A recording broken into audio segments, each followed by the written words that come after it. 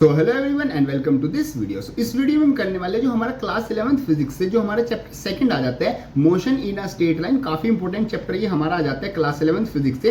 उसके हम एनसीईआरटी के जो बैक एक्सरसाइज के जो क्वेश्चन आंसर है उसको हम बिल्कुल डिटेल में अच्छे से हम समझने वाले हैं। साथ साथ मैं आपको नोट्स भी प्रोवाइड करूंगा ताकि आपको पता चल जाए आपको जो आंसर है वो किस तरीके से लिखना है, ताकि एग्जामिनेशन में यहाँ से अगर आपको कोई भी क्वेश्चन आता है तो आप उसको क्या इजिली लिख पाओ और आपके क्या मतलब एग्जाम में आप जब आंसर लिखो आपको फुल मार्क्स क्या हो अलॉट हो। तो ये सब कुछ इस वीडियो में अच्छे से करने वाले हैं। So hello everyone, my name is Gaurav, I hope you are doing well. चलो जी शुरू करते हैं हम अपना चैप्टर। देखो आपके जो अपनी एनसीईआरटी की बुक है वो अपने साथ में रख लेना, आपके सामने स्क्रीन भी शो हो गई होगी।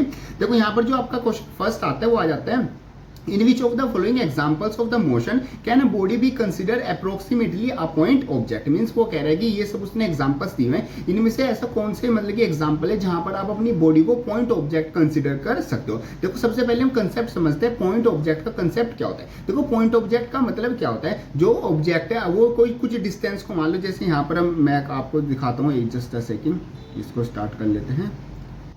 हाँ जी देखो यहाँ पर आपका ये आ जाता है, जैसे आपकी फॉर एग्जांपल एक बॉडी है वो यहाँ से लेके ए डिस्टेंस से लेके बी डिस्टेंस तक वो जा रही है और दोनों के बीच का जो डिस्टेंस है वो 100 किलोमीटर है और आप यहाँ से लेके यहाँ तक एक कार में जा रहे हो। कार की लेंथ फॉर एग्जांपल आपकी मैक्स टू मैक्स 2 मीटर आपकी कार की लेंथ है, 2 मीटर 2 से 3 मीटर की आपकी कार की लेंथ है। तो ये जो 2 से 3 मीटर है ये इन कंपैरिजन टू 100 मीटर बहुत ही ज्यादा छोटा है। तो यहाँ पर मैं कार को क्या कह सकता हूँ, ये मेरा पॉइंट ऑब्जेक्ट कंसिडर कर सकता हूँ। मीन्स जो डिस्टेंस ट्रेवल करेगी कोई भी बॉडी, अगर उसके कंपैरिजन में जो बॉडी का साइज है वो बहुत ज्यादा छोटा हो तो वहां पर हम बॉडी को क्या बोलते हैं, हम बॉडी को पॉइंट ऑब्जेक्ट बोलते हैं। Clear point. चलो जी उसके एग्जांपल देखते हैं उसने कौन कौन से बोले। सबसे पहले उसने कहा a railway carriage moving without jerk between 2 station. Means एक स्टेशन से लेके दूसरे स्टेशन तक आपकी क्या है जो रेलवे मतलब कि जो रेल है उसके मतलब कि जो एक तरीके से जो कैबिन से वो जा रहे हैं तो वो पॉइंट ऑब्जेक्ट होंगे या नहीं होंगे। देखो आपको पता है जो रेलवे स्टेशन होते हैं वो अराउंड आपका 50-70 इतने मतलब कि काफी किलोमीटर 10 to 20 30 इतने किलोमीटर के मतलब होते हैं। तो यहाँ पर जो आपका रेलवे कैरेज है वो तो काफी छोटा सा है, तो उसके हम क्या कर सकते हैं, यहाँ पर इसको पॉइंट ऑब्जेक्ट कंसीडर कर सकते हैं। क्लियर है। नेक्स्ट आते हैं monkey sitting on the top of a man cycling smoothly on a circular track. Means एक सर्कुलर ट्रैक है उस पर एक मंकी मतलब कि ऑन द मैन मतलब कि वहां पर एक तरह से मैन और उसके टॉप पर एक मंकी बैठा हुआ है, तो उसको क्या पॉइंट ऑब्जेक्ट कंसीडर कर सकते हैं। तो यस जो देखो अगर सर्कुलर ट्रैक काफी बड़ा है तो यस जो पॉइंट ऑब्जेक्ट है वो एक मतलब कि जो मंकी है जो साइकिलिस्ट है उसको हम पॉइंट ऑब्जेक्ट कंसीडर कर सकते हैं। नेक्स्ट आता है spinning cricket ball that turns sharply on hitting the ground. Means यहाँ पर आता है एक आपका ग्राउंड है, एक आपकी बॉल है, ठीक है। बॉल हिट करने के बाद आपका क्या है जो टर्न हो जाती है, तो वहां पर आप जो ये बॉल है इसको क्या कर सकते हो, पॉइंट ऑब्जेक्ट कंसीडर कर सकते हो या नहीं। देखो अगर आपका ग्राउंड बड़ा है तो यहाँ पर मतलब कि इन कंपैरिजन टू बॉल अगर बहुत ज्यादा डिस्टेंस है, वैसे यहाँ पर जो बॉल होती है और जो ग्राउंड होता है वो इतना ज्यादा मतलब कि कंपैरिजन अगर दोनों को कंपेयर करें तो इतना छोटा बड़ा नहीं होता। तो यहाँ पर आई थिंक इसको हम पॉइंट ऑब्जेक्ट नहीं कंसीडर कर सकते। बाकी एक बार हम आंसर भी चेक कर लेते हैं। The shape of the hands the cricket ball can not B. हाँ वही है कि मतलब कि जो ग्राउंड है क्रिकेट बॉल का या मतलब कि उनके कंपैरिजन में वो उतना ज्यादा बड़ा नहीं होता, मतलब बिल्कुल पॉइंट ऑब्जेक्ट होना चाहिए। नेक्स्ट बात करते हैं a tumbling beaker that slipped off the edge of the table. तो ये है, ये आपकी एक टेबल है और यहाँ पर आपका एक बीकर रखा होता है। तो बीकर और टेबल का साइज ऑलमोस्ट मतलब सेम तो नहीं होता बट कंपेरेटिवली दोनों का मतलब कि इतना ज्यादा डिफरेंस नहीं होता, तो ये भी हमारा क्या होगा, पॉइंट ऑब्जेक्ट नहीं होगा। तो बस हमारा जो ए और बी है वही पॉइंट ऑब्जेक्ट कंसिडर कर सकते हैं, बाकी औरों को नहीं। क्लियर है पॉइंट। चलो जी लिखना किस तरीके से आप ये लिख सकते हो। क्लियर है। चलो आगे बढ़ते हैं। नेक्स्ट हमारे पास क्वेश्चन आता है the position time graph. Means आपको पोजीशन टाइम ग्राफ दे रखा है, मैं आपको ग्राफ दिखा देता हूं। हाँ जी ये रहा आपका पोजीशन टाइम ग्राफ और उसने बोला है 2 चिल्ड्रंस ए एंड बी, 2 बच्चे हैं, एक ए और दूसरा हवाला हमारा बी, 2 बच्चे हैं। Returning from the school, returning from their school ओ, और वो ओ ये जो पॉइंट है ओरिजिन पॉइंट है, यहाँ पर इनका स्कूल है और ये यहाँ से ओ to their homes P and Q, और दोनों बच्चों का जो घर है वो पी और क्यू पर उनका घर है। मीन्स जो ए का घर है वो पी है, ए वाले का घर पी है, या ऐसे लगा देते हैं एरो पता रहेगा, और जो बी वाले का घर है वो क्यू वाली जगह पर है। उसने कहा है कि चूज द करेक्ट। उसने इन ये कुछ हमें एंटिटीज दी हैं, कुछ हमें ऑप्शन दिए, इनमें से हमें करेक्ट ऑप्शन चूज करना है। उसने कहा है कि A B lives closer to the school than A and B. Means दोनों बच्चों में से कौन स्कूल के पास रहता है। देखो यहाँ पर साफ पता चल रहा है ओ ये रहा स्कूल और आपका पी और क्यू दोनों के घर है। तो अगर आप देखो पी क्या है, ओ से ज्यादा पास में है, तो पी किसका घर है, पी ए का घर है, तो ए ज्यादा पास रहता है in comparison to B. Clear, इस तरीके से आपको ग्राफ में देख के पता चल जाएगा। नेक्स्ट उसने कहा है A B start from the school earlier, किसने चलना पहले स्टार्ट किया, तो साफ दिख रहा है यहाँ पर ए ने पहले चलना स्टार्ट किया। अगर आप टाइम लाइन पे देखोगे तो टाइम लाइन पे ए का मोशन पहले स्टार्ट हुआ है, तो ए ने पहले चलना स्टार्ट किया गया बी से। ए या बी फास्टर, मतलब कि ज्यादा तेज मूव कौन कर रहा है, तो देखो अगर आपका एक्स टी ग्राफ हो तो वहां पर आपका कौन ज्यादा मूव कर रहा है, जिसकी वेलोसिटी ज्यादा होगी वो ज्यादा मूव कर रहा है। तो वेलोसिटी कैसे पता चलती है, अगर आपका एक्स टी ग्राफ हो, डिस्टेंस टाइम ग्राफ हो, तो वहां पर जो स्लोप होता है वो आपको क्या देता है, वो वेलोसिटी की वैल्यू देता है। तो जिसका स्लोप जितना ज्यादा स्लोप होगा उसकी वेलोसिटी की वैल्यू इतनी ज्यादा होगी और वो उतना ज्यादा ही मूव करेगा। तो यहाँ पर हमें देखने से पता चल रहा है जो बी वाला स्टूडेंट है वो ज्यादा तेज क्या कर रहा है, चल रहा है। तो यहाँ पर अपना बी कर देंगे in comparison to A. Next वो कहता है A and B reach home at the same or different time, मतलब ए और बी दोनों जो है वो सेम टाइम पर घर पहुंचेंगे, अलग अलग टाइम पर घर पहुंचेंगे। तो अगर हम ओ से देखें तो पी और क्यू का डिस्टेंस अलग है, लेकिन इनका जो स्लोप है और इनका यहाँ पर जो टाइमिंग है, इसको अगर हम आगे बढ़ाएं, इसको भी आगे, तो यहाँ पर देखेंगे दोनों क्या है, सेम टाइम पर ही घर पहुंच रहे हैं। कैसे, देखो यहाँ पर अगर आप ध्यान दो तो ए और बी दोनों अगर यहाँ से स्कूल से चलते हैं और यहाँ पर अपना पी और क्यू दोनों हमारा एक्स एक्सिस पर ही है, दोनों एक जगह पर, दोनों के डिफरेंस में जितना डिफरेंस यहाँ पर आता है उतना डिफरेंस यहाँ पर, तो दोनों क्या है सेम टाइम पर ही घर दोनों पहुंचेंगे। ठीक है, नेक्स्ट बाकी हम एक्सप्लेनेशन भी देखेंगे किस तरीके से।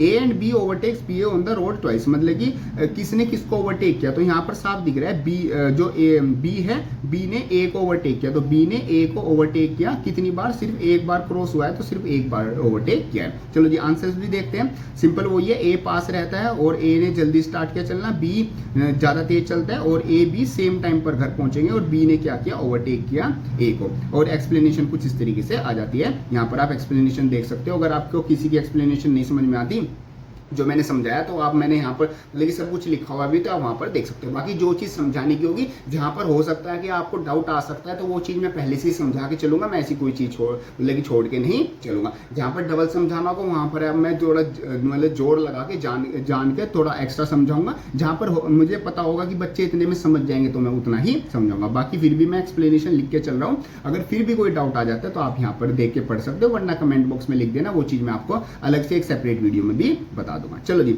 आगे चलते हैं। नेक्स्ट यहाँ पर आता है हमारे पास एक क्वेश्चन आता है, अब वुमेन स्टार्ट फ्रॉम द, देखो ये है न्यूमेरिकल मैंने आपको न्यूमेरिकल की स्पेशल वीडियो भी बना रखी है। हमारी क्लास 11 फिजिक्स की न्यूमेरिकल की स्पेशल सीरीज है, जहां पर मैंने कंसेप्ट में हर टाइप वाइज के अलग अलग से न्यूमेरिकल्स करा रखे हैं कि कौन कौन से फॉर्मूले वहां पर लगेंगे, कैसे आपको सोल्व करने, तो आप वो वाली वीडियो देख सकते हो, वहां से आपकी न्यूमेरिकल की अच्छी प्रैक्टिस हो जाएगी। फिर आपको एनसीईआरटी के जो न्यूमेरिकल है उनको करने में भी क्या होगी, बहुत ज्यादा इजी हो जाएंगे। ठीक है, चलो थर्ड क्वेश्चन आता है। थर्ड क्वेश्चन में बोलता है, a women start from her home at 9 AM, means उसने टाइम दे दिया, वुमेन क्या करती है 9 AM से घर से स्टार्ट करती है। वो क्या है 5 km/h की स्पीड से चलती है एक स्ट्रेट रोड पर up and her to air, जो उसका ऑफिस है वो ऑफिस जाती है और ऑफिस 2.5 किलोमीटर दूर आपका आता है। जो भी मैथमेटिकल चीजें उनको आप क्या करते जाओगे, अंडरलाइन करते जाओगे, उनको नोट डाउन करते जाओगे। Stage up to office at 5 PM, मतलब 5 बजे तक वो ऑफिस में ही रहती है। And returns home by the on auto, और ऑटो से वो घर आती है जो कि 25 km/h की स्पीड से वापस आती है। Choose the suitable scale to plot the XT graph, तो एक्सटी ग्राफ बनाना है। तो अगर मैं आपको देखो, सबसे पहले अगर आपको ग्राफ बनाना होता है तो आप एक ना क्या रफली ग्राफ बना लो, तो आपको एक्सटी ग्राफ बनाना, एक्स और टी। उसका जो ऑफिस है वो कितनी दूर है, वो 2.5 किलोमीटर दूर है। तो हम जो है वो स्केल ऐसे लेके चलेंगे, तो हम ले लेते हैं यहाँ पर आ जाएगा आपका 0, ये आप ले लेते हैं 0.5 और ये 1 और ये 1.5 और ये 2 और ये 2, थोड़ा सा और इसको एक्सटेंड कर लेते हैं, ये आ जाएगा और ये 2.5 और ये ऊपर तक आ जाएगा 3। ठीक है, ये हम एक बार रफली ग्राफ को समझ रहे हैं। और यहाँ पर आपका टाइम बढ़ता जाएगा, जैसे यहाँ पर थे आपके सुबह के 9 बजे हुए थे और फिर धीरे धीरे ऐसे करके यहाँ तक हम क्या बजा देंगे, यहाँ पर आपके शाम के 5 बजा देंगे। ठीक है, बीच में इस तरीके से हम कंपेरिजन लेंगे। ये हम एक बार रफली आइडिया ले रहे हैं ग्राफ बनेगा किस तरीके से, फिर अच्छी तरीके से हम एग्जैक्ट वैल्यू निकाल के बनाएंगे। तो उसने बोला था कि पहले वो क्या 5 km/h की स्पीड से चलता है और उसका जो मतलब कि कितना डिस्टेंस कवर करता है, वो 2.5 किलोमीटर डिस्टेंस कवर करता है। तो स्पीड आपको दे रखी है और आपको क्या दे दिया, उसने डिस्टेंस दे दिया। इसकी हेल्प से हम क्या निकाल लेंगे, टाइम निकाल लेंगे। तो जितने टाइम वो ऑफिस पहुंचती है हम उसको ऑफिस पहुंचा देंगे। तो वो कुछ ग्राफ आपका इस तरीके से बनेगा, तो वो ऐसे ग्राफ आपका बन जाएगा। ये आपका 2.5 तक चला, फिर वो क्या है 5 बजे तक ऑफिस में ही रुकती है, तो 5 बजे तक वो क्या है यहाँ तक आ जाएगी, 5 बजे तक ऑफिस में रुक जाएगी, फिर वो क्या आ जाती है, फिर वो वापस आ जाती है अपनी घर, तो 5 बजे तक वो क्या आ जाएगी, मतलब यहाँ पर आपके 5 बजे होंगे, यहाँ पर वापस आ जाएगी। तो कुछ इस तरीके से आपका ग्राफ बनेगा। ये हमारा एक तरीका था समझाने के लिए। अब हम देखते हैं कि मतलब एक्चुअल चीजें किस तरीके से होंगी। तो सबसे पहले स्पीड ऑफ द मूवमेंट ये थी और आपका डिस्टेंस दोनों के बीच में था, तो वहां से हमने क्या निकाल लिया, टाइम निकाल लिया। ऐसे ही आते टाइम उसकी स्पीड ये थी और डिस्टेंस तो सेम ही रहेगा, तो आने में इसको उतना टाइम लगा। क्लियर है। चलो अब हम ग्राफ को देखते हैं किस तरीके से। तो ग्राफ हमारा इसी तरीके से बनेगा, जैसे सुबह के 9 बजे से उसने स्टार्ट किया और शाम के 5 बजे तक वो वहां पर रहे। तो हम देखते हैं जाने में इसको कितना टाइम लगा था, 30 मिनट से लगी, तो 9 AM से लेकर 9:30 तक तो उसका क्या होगा, यूनिफॉर्म ग्राफ होगा, जो कि इस तरीके से आपका जाएगा। फिर वो क्या है, उसने कोई भी मोशन नहीं किया, टाइम आपका बढ़ता रहा और उसने कोई भी मोशन नहीं किया, तो वो यहाँ तक इसका ग्राफ चलता रहेगा। फिर वो क्या करती है, फिर वो वापस आती है, तो वापस उसका होम पर लेके जाएंगे, तो वो ग्राफ आपका इस तरीके से आएगा। यहाँ पर हम इसको थोड़ा सा और सीधे बना लेंगे, अगर आपका ग्राफ कुछ इस तरीके से आ जाएगा डायरेक्ट, जो कि उसकी स्पीड मतलब कि यहाँ पर स्लोप ही निकालना है। स्लोप आपका क्या निकलेगा, जो भी वेलोसिटी उसकी रही होगी, टाइम उसको कितना लगाने में, टाइम उसको 6 मिनट लगी, तो 5 PM तक तो वो ऑफिस में रुकी, तो यहाँ तक तो स्ट्रेट लाइन आएगी, ये यहाँ तक की वाली स्ट्रेट लाइन, और आगे स्लोप आ जाएगा आपकी 5:06 तक। तो कुछ इस तरीके से आपका ग्राफ बनेगा। आई होप आपकी ये चीजें समझ में आ गई होगी। ग्राफ आप पहले रफली बना के देखो, फिर आप अपनी जो एक्चुअल वैल्यूज है उससे बनाओ, तो आपको और ज्यादा ईजी, मतलब आपको आइडिया हो जाएगा किस तरीके से चीजें चलती है। नेक्स्ट हम बात करते हैं, नेक्स्ट क्वेश्चन आता है, drunkard walking in a narrow lane. ठीक है, एक मतलब कि एक रास्ता है, ठीक है, उस पे एक आदमी मतलब कि एक ड्रंक है, मतलब कि पी रखी है उसने, और वो उस पर वॉक करता है in a narrow lane of 5 steps forward. मतलब कि वो क्या चलता है, 1 2 3 4 5 कदम आगे चलता है, फिर 3 कदम पीछे हो जाता है, फिर 1 2 3 और जू के तू 3 कदम क्या हो जाता है, पीछे हो जाता है, 5 कदम आगे और फिर 3 कदम पीछे। ऐसी वो लगातार फॉलोड बाय अगेन 5, और ऐसे ही वो मतलब कि लगातार 5 कदम आगे चलता रहता है और 3 कदम फिर पीछे होता रहता है और चलता रहता है। Each step is 1 metre long. हर एक स्टेप है, मतलब कि 1 स्टेप जो है वो 1 मीटर लॉन्ग आता है। मतलब वो एक बारी में एक्चुअली में कितना चल रहा है, एक बारी में वो ओनली 2 मीटर चल पा रहा है। कैसे, देखो 5 मीटर आगे जाता है, फिर 3 मीटर पीछे आ जाता है, तो मतलब कि वो एक सक्सेसिव में एक बारी में वो सिर्फ 2 मीटर चल रहा है। तो यहाँ से हमें ये इन्फॉर्मेशन निकालनी है। तो 1 मीटर हो गया, एंड रिक्वायर 1 सेकंड, और एक स्टेप में जो टाइम लग रहा है 1 स्टेप में जाने में 1 सेकंड लग रही है। ठीक है, तो टोटल टाइम कितना लगेगा इसमें, 5 सेकंड जाने की, 3 सेकंड वापस आने की, तो 5 3 8, मतलब कि 8 सेकंड इसको एक बारी में लग रही है। ठीक है, आपको क्या बनाना है, सबसे पहले तो आपको ग्राफ बनाना है। Determine graphically and otherwise how the drunk yard, तो मतलब कि आपको ग्राफिकली और मतलब कि न्यूमेरिकली मेथड से भी आपको बताना है कि अगर कोई यहाँ पर एक गड्ढा है, आगे चल के यहाँ पर एक गड्ढा है जो कि यहाँ से लेके यहाँ तक कितनी दूरी पर है, वो 13 मीटर डिस्टेंस पर है, तो वो कितने टाइम बाद यहाँ पर या कितने स्टेप्स में जाके वो गिर जाएगा। तो इस तरीके से आपका क्वेश्चन आता है। तो अगर आपको बेसिक चीजों में मैं समझाऊं तो देखो, वो 5 आगे चलता है, 3 पीछे चलता है, तो हर एक बारी में वो क्या चलता है, 2 मीटर चल रहा है, और उसको टाइम कितना लग रहा है, टाइम उसको 8 सेकंड लग रही है आगे जाने में। ठीक है, वो उसको 13 मीटर जाना है, तो 13 मीटर जाने के लिए उसको कितना करना होगा, 2 इसको कर देंगे, 2 6 से कर देंगे, तो उसको मतलब कि 6 बारी तो ये स्टेप फॉलो करने पड़ेंगे, 5 आगे 3 पीछे, 12 ये हो जाएगा, और उसके बाद वो डायरेक्ट सीधा ही चला जाएगा। लेकिन 12 से भी वो पहले आई थिंक 6 12 जाएगा, वो पहले ही चला जाएगा, क्योंकि इसको सिर्फ यहाँ पर गिरना ही तो है, 5 में आगे जाके वो वापस कैसे आएगा, वो गिर जाएगा। हाँ, उससे पहले भी चीज हो जाएगी। चलो हम देखते हैं किस तरीके से रहती है। बाकी बेसिक चीजें ये है, 5 आगे चलता है, 3 पीछे आ जाता है, और हर एक स्टेप 1 मीटर का है, एक स्टेप में 1 सेकंड लगती है। 13 मीटर बाद एक गड्ढा है, तो वो गड्ढे में कितनी बार गिरेगा। तो देखो यहाँ पर सिंपल वर्ड में लिखा हुआ है कि भाई हर एक जो हमने वैल्यूज लिखी थी कि हर एक जो स्टेप है वो 1 मीटर का, 1 सेकंड उसको लगती है, 5 सेकंड तक वो आगे जाता है, फिर 3 सेकंड तक वो पीछे जाता है। तो एक्चुअल वो डिस्टेंस चल रहा है एक बारी में 2 मीटर, और एक बारी में उसको टाइम लग रहा है कि 8 सेकंड उसको लग रहा है। तो सिंपल वर्ड्स में 2 मीटर वो 8 सेकंड में कवर कर लेगा। इसी तरीके से 4 मीटर 16 सेकंड में, और 6 मीटर वो कितने में कर लेगा, 24 सेकंड में कवर कर लेगा। इतनी डिस्टेंस हमें पता चल गई। और 8 मीटर किस में कवर कर लेगा, वो 32 सेकंड में। ये तो हम अपना यूनिटरी मेथड से चीजें निकाल सकते हैं कि अपना कितने स्टेप्स में वो कितना आगे जाएगा। तो हमें पता चल गया कि यहाँ से लेके यहाँ तक अगर 13 मीटर उसको टोटल जाना है, तो 8 मीटर तो वो 32 सेकंड में चल लेगा। अब उसको 5 स्टेप जाने, तो 8 फिर 9, फिर 10, 11, 12 और 13, लेकिन 1 2 3 4 5। अब वो 5 स्टेप आगे जाएगा तो वो गिर जाएगा 3 स्टेप पीछे आने से पहले, तो वो मतलब कि यहाँ पर 5 स्टेप आगे चलेगा। तो 32 सेकंड तो उसकी हो ही गई थी। फिर उसको हर एक स्टेप चलने में कितना लग रही थी, 1 सेकंड, 5 स्टेप चलने में 5 सेकंड, तो उसका मतलब 32 प्लस का 5 सेकंड, सिंपल आपका एक तरीके से आंसर आ जाएगा। तो 32 प्लस 5 37 सेकंड, मतलब उसको वहाँ पर गड्ढे तक पहुँचने के लिए 37 सेकंड लगेंगे। और स्टेप्स को कितने चलने पड़े, मतलब कि टोटल डिस्टेंस तो उसको 8 मीटर और साथ में ये 5 मीटर, मतलब कि 8 प्लस का 5 ये आपका हो गया 13 मीटर। 13 मीटर ही हमें डिस्टेंस निकाला, तो ये इतना उसको डिस्टेंस चला और इतने टाइम में उसने चला। अब इसका ग्राफ किस तरीके से बनाएंगे, तो ग्राफ हमें किस चीज में बनाना है, ग्राफ हमें एक्स और टी में बनाना है। तो एक्स और टी की हम वैल्यूज लिख लेंगे, एक्स और टी। तो सबसे पहले वो मतलब कि 5 स्टेप्स आगे चला, उसने कितना टाइम लिया, 5 स्टेप्स आगे चलने में 5 सेकंड ली, ठीक है, 5 सेकंड ली। फिर वो कितना चला, फिर आगे और डिस्टेंस वो चला, फिर उसने 8 मतलब कि आगे जाके एक तरीके से 5 आगे चला और 3 पीछे चला, कितने स्टेप्स हो गए, 8 स्टेप्स हो गए। उसमें उसको टाइम कितना लगा, उसमें उसको 8 सेकंड उसको टाइम लगा। ऐसे ही उसके स्टेप्स आगे बढ़ते जाएंगे और ऐसे ही उसका क्या होता जाएगा, मतलब कि ये जो टाइम है वो भी बढ़ता जाएगा। और ग्राफ किस तरीके से बनता जाएगा, पहले उसने क्या किया, 5 स्टेप चले, फिर मतलब कि थोड़ा सा आपका क्या हुआ, डिस्टेंस बढ़ गया, लेकिन उसका क्या हो गया, फिर वो स्टेप्स वापस आ जाते हैं उसके, और टोटल स्टेप्स हो जाते हैं उसके 8। यहाँ पर हमने क्या लिखे हुए, यहाँ पर स्टेप्स और एक तरीके से टाइम लिखा हुआ है, क्योंकि टाइम और स्टेप्स सेम ही है, ठीक है, जब तक वो सीधा चलता जाता है। तो यहाँ पर आप अगर इसको और आसानी से समझो तो वो 5 स्टेप आगे चलता है, फिर 3 स्टेप पीछे हो जाता है, फिर 5 आगे चलेगा, फिर 3 पीछे, 5 आगे 3 पीछे, 5 आगे 3 पीछे, 5 आगे, और इस तरीके से वो 37 सेकंड पर वो 13 किलोमीटर यहाँ पर आ जाएगा आपका 13 मीटर आपका डिस्टेंस क्या कर लेगा, कवर कर लेगा। तो इस तरीके से उसका ग्राफ बन जाएगा। आई होप आपकी ये चीज़ें अच्छे से समझ में आ गई होगी। चलो जी आगे बढ़ते हैं।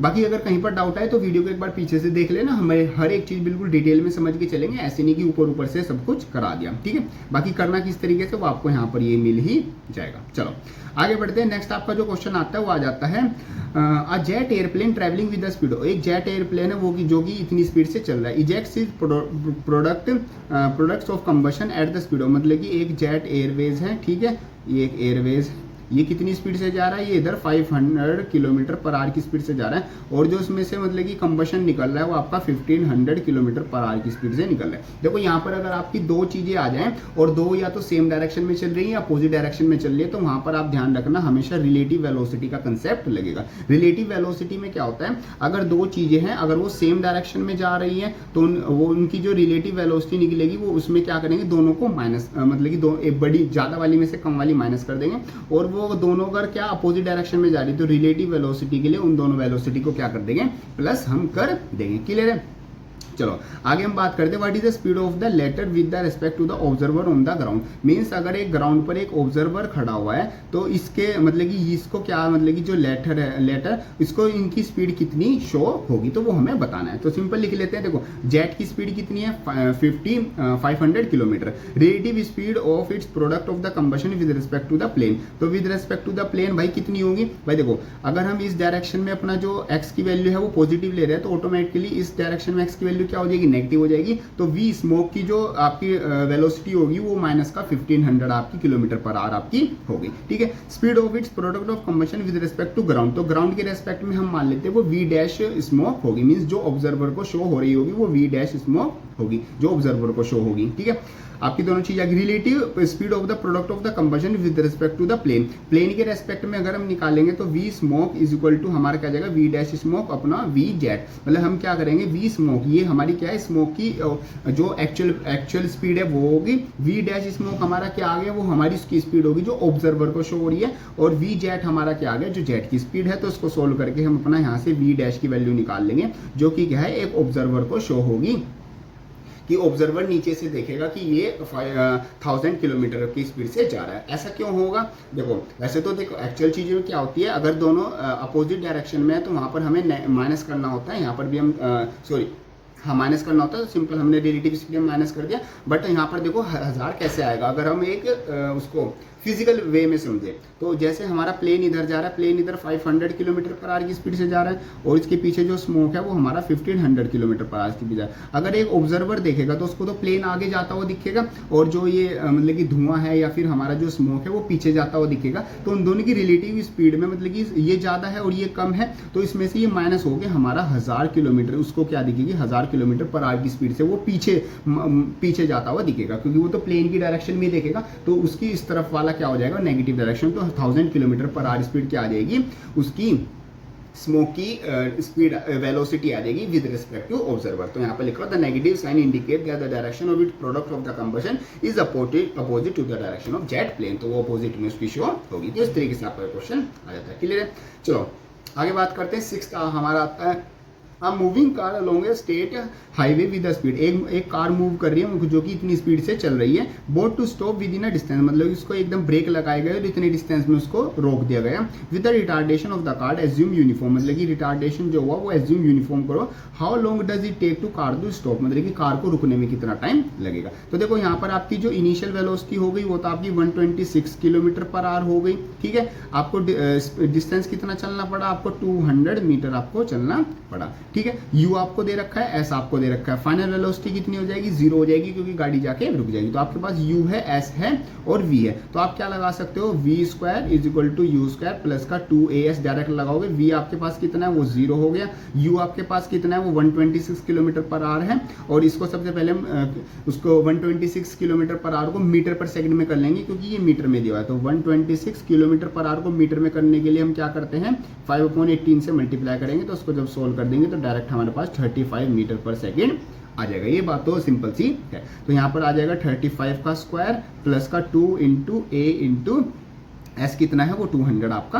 आता है। ठीक है जी, 35 का स्क्वायर करेंगे, 5 का स्क्वायर 25, 3 + 1 4, 4 × 12, तो ये इतना आ गया और प्लस का यहाँ आ जाएगा 200 ए। ठीक है, ये इधर जाएगा माइनस का 1225 और 200 नीचे आ जाएगा इज इक्वल टू ए। तो ए की वैल्यू आपको यहाँ पर सोल्व कर देंगे, मैं डायरेक्ट वैल्यू लिख देता हूँ। तो ए की वैल्यू आपकी क्या आ जाएगी, उसने ए की पूछा था ना, ए आपका आ जाएगा माइनस का 3.06 मीटर पर सेकंड, तो ए आपकी है आ जाएगी। उसने क्या क्या पूछा था, how long does it take to stop the car, मतलब कि कार को रुकने में कितना टाइम लगेगा। तो हमने एक्सेलेरेशन निकाल लिया। अब आपको पता है कि v is equal to you plus का at होता है। देखो यहाँ पर मैंने सोल्यूशन दे रखा है, बट ये वाले जो सोल्यूशन है ये थोड़ा मतलब कि कंप्यूटराइज्ड वाले सोल्यूशन है, जो कि एनसीईआरटी में मतलब जो ऑफिशियल जो वेबसाइट होते हैं वहाँ से जो सोल्यूशन मिलते हैं वेबसाइट से वो। बट इसमें प्रॉब्लम क्या होती है, जो देखो वो तो कंप्यूटर सोल्व कर रहा है तो वो तो एग्जैक्ट ऐसी इक्वेशन लगाएगा जो कि मतलब थोड़ा सा एक सिस्टमेटिक वे में होगी, बट हम जो न्यूमेरिकल करते हैं वो जरूरी नहीं है सिस्टमेटिक वे में करेंगे। हमारे पास जो वैल्यू गिवन होगी, हमारे पास जो फॉर्मूले होंगे, हम उनके हिसाब से सोल्व करते हैं। तो आपको जो क्वेश्चन करना है वो इस हिसाब से करना है। यहाँ पर जैसे जैसे लिखा हुआ है वो समझने के लिए ठीक है, आप ये चीज ज्यादा समझो, ये चीज तो आप अपने आप देख के कर लोगे। ठीक है, अगर आप इस तरीके से न्यूमेरिकल को करोगे, एक न्यूमेरिकल को ना फील करो, आप फील करो, आप गाड़ी में जा रहे एकदम ब्रेक लगाए 200 मीटर आप रोगे तो कितना टाइम लगेगा। तो v पता है, u पता है, s पता है, ये वाला अब 3 इक्वेशन ऑफ मोशन, ये तीनों में से ये कोई लगनी है। अब आपको पता है u s v दे रखा है, t नहीं दे रखा, तो t में अगर t नहीं दे रखा तो फर्स्ट और सेकंड तो वैसे नहीं लगनी, तो सिंपल थर्ड लगनी है। तो थर्ड हमने लगाई, वहां से a निकल गया। बट उसने पूछा क्या था, उसने t पूछा था, t किससे निकल जाएगा। अब t आपकी निकल तो आपका सेकंड वाली से भी जाएगा, बट सेकंड वाली काफी बड़ी है, क्यों उसको यूज करना, फर्स्ट वाली को यूज करो। v 0 है, u आपका कितना है 35 है, प्लस का एक्सीलरेशन कितना है माइनस का 3.06 इंटू टी, इसको सोल्व करके टी निकाल लेंगे, टी की वैल्यू 11.44 सेकंड, ये आपकी डायरेक्ट आ जाएगी। तो इस तरीके से आपको न्यूमेरिकल को करने, आई होप आपकी चीजें समझ में आ गई होगी। चलो जी नेक्स्ट हम करते हैं। उसने कहा कि 2 trains A and B of length 400 metre each are moving on the 2 parallel tracks, लगी 2 ट्रेन है, एक फॉर एग्जाम्पल ये हो गई, दूसरी आपकी ट्रेन ये हो गई। ठीक है, एक ट्रेन आपकी ये हो गई और दूसरी ट्रेन आपकी ये होगी, 2 पैरेलल ट्रैक पे जा रही है। अब देखते हैं कौन किसकी डायरेक्शन में। Uniform speed of 72 in the same direction, और दोनों सेम डायरेक्शन है, मतलब दोनों एक ही डायरेक्शन में, ये भी 72 किलोमीटर पर आवर है और दूसरी with A ahead of B, मतलब कि ए आगे है और बी पीछे है, मतलब कि इसको थोड़ा सा हम पीछे बनाएंगे, ये आ जाएगी मेरी पीछे। ठीक है, बी उसके with A ahead of B, मतलब कि ए आगे और बी पीछे है। ठीक है, with uniform in the same direction, और दोनों की स्पीड भी आई थिंक सेम है। चलो अभी देख लेंगे। The driver of B decided to overtake the, मतलब ये जो बी का ड्राइवर है ये ए को ओवरटेक करना चाहते हैं, ए के आगे जाना चाहता है, तो ये क्या लगाते हैं, एक एक्सीलरेशन लगाता है 1 मीटर पर सेकेंड स्क्वायर का, ठीक है। इन आफ्टर 50 सेकेंड, मतलब कि टाइम क्या हो जाता है 50 सेकंड बाद, the guard of the B just passes the past of the driver A, मतलब कि जो गार्ड है बी का, ये गार्ड जो लास्ट में बैठा होगा ये इस ड्राइवर को क्या कर देता है, बश कर देता है, मतलब कि इस पे टच हो जाता है, मतलब यहाँ पर जाके ऐसे ऐसे हो जाके ये यहाँ तक ये कंडीशन आ जाती है, ये इस तरीके से, ठीक है। तो मतलब कि बी का यहाँ पर हो जाता है, मतलब कि बिल्कुल कट टू कट एक तरीके से इसको ओवरटेक कर लेता है। तो ये सिचुएशन है क्वेश्चन की। फिर से what was the original distance between them, तो हमें बताना था कि दोनों के बीच में ओरिजिनल डिस्टेंस कितना था। तो मतलब कि क्वेश्चन कुछ इस तरीके से, ये थोड़ा और पीछे था, ठीक है। तो ये और इनके बीच में हमें एक्चुअल डिस्टेंस इतना था, तो ये बताना है ये इनके बीच में कितना डिस्टेंस था। अगर ये इसको यहाँ से लेके यहाँ तक 50 सेकंड में क्या कर लेता है, ओवरटेक कर लेता है। तो इस तरीके से आपकी चीजें आएंगी।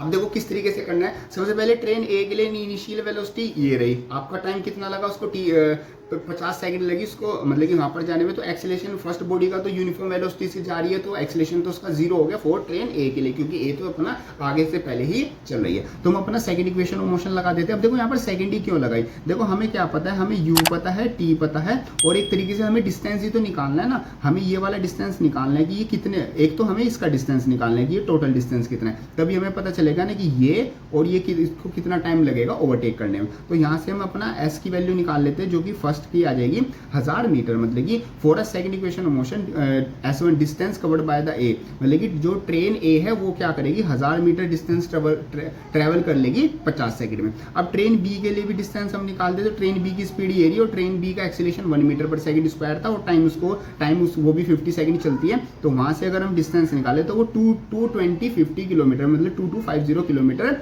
चल रही होगी। तो देखो 50 सेकंड में जो ये 50 सेकंड आई, जो ट्रेन ए थी उसने तो 1000 किलोमीटर चला, मीटर सॉरी, ये मीटर में चल रही है चीज़, 1000 मीटर चला। थोड़ा इसको सीधा करके लिखता हूँ। हाँ जी, टाइम जो है वो आपका 50 सेकंड था, ठीक है।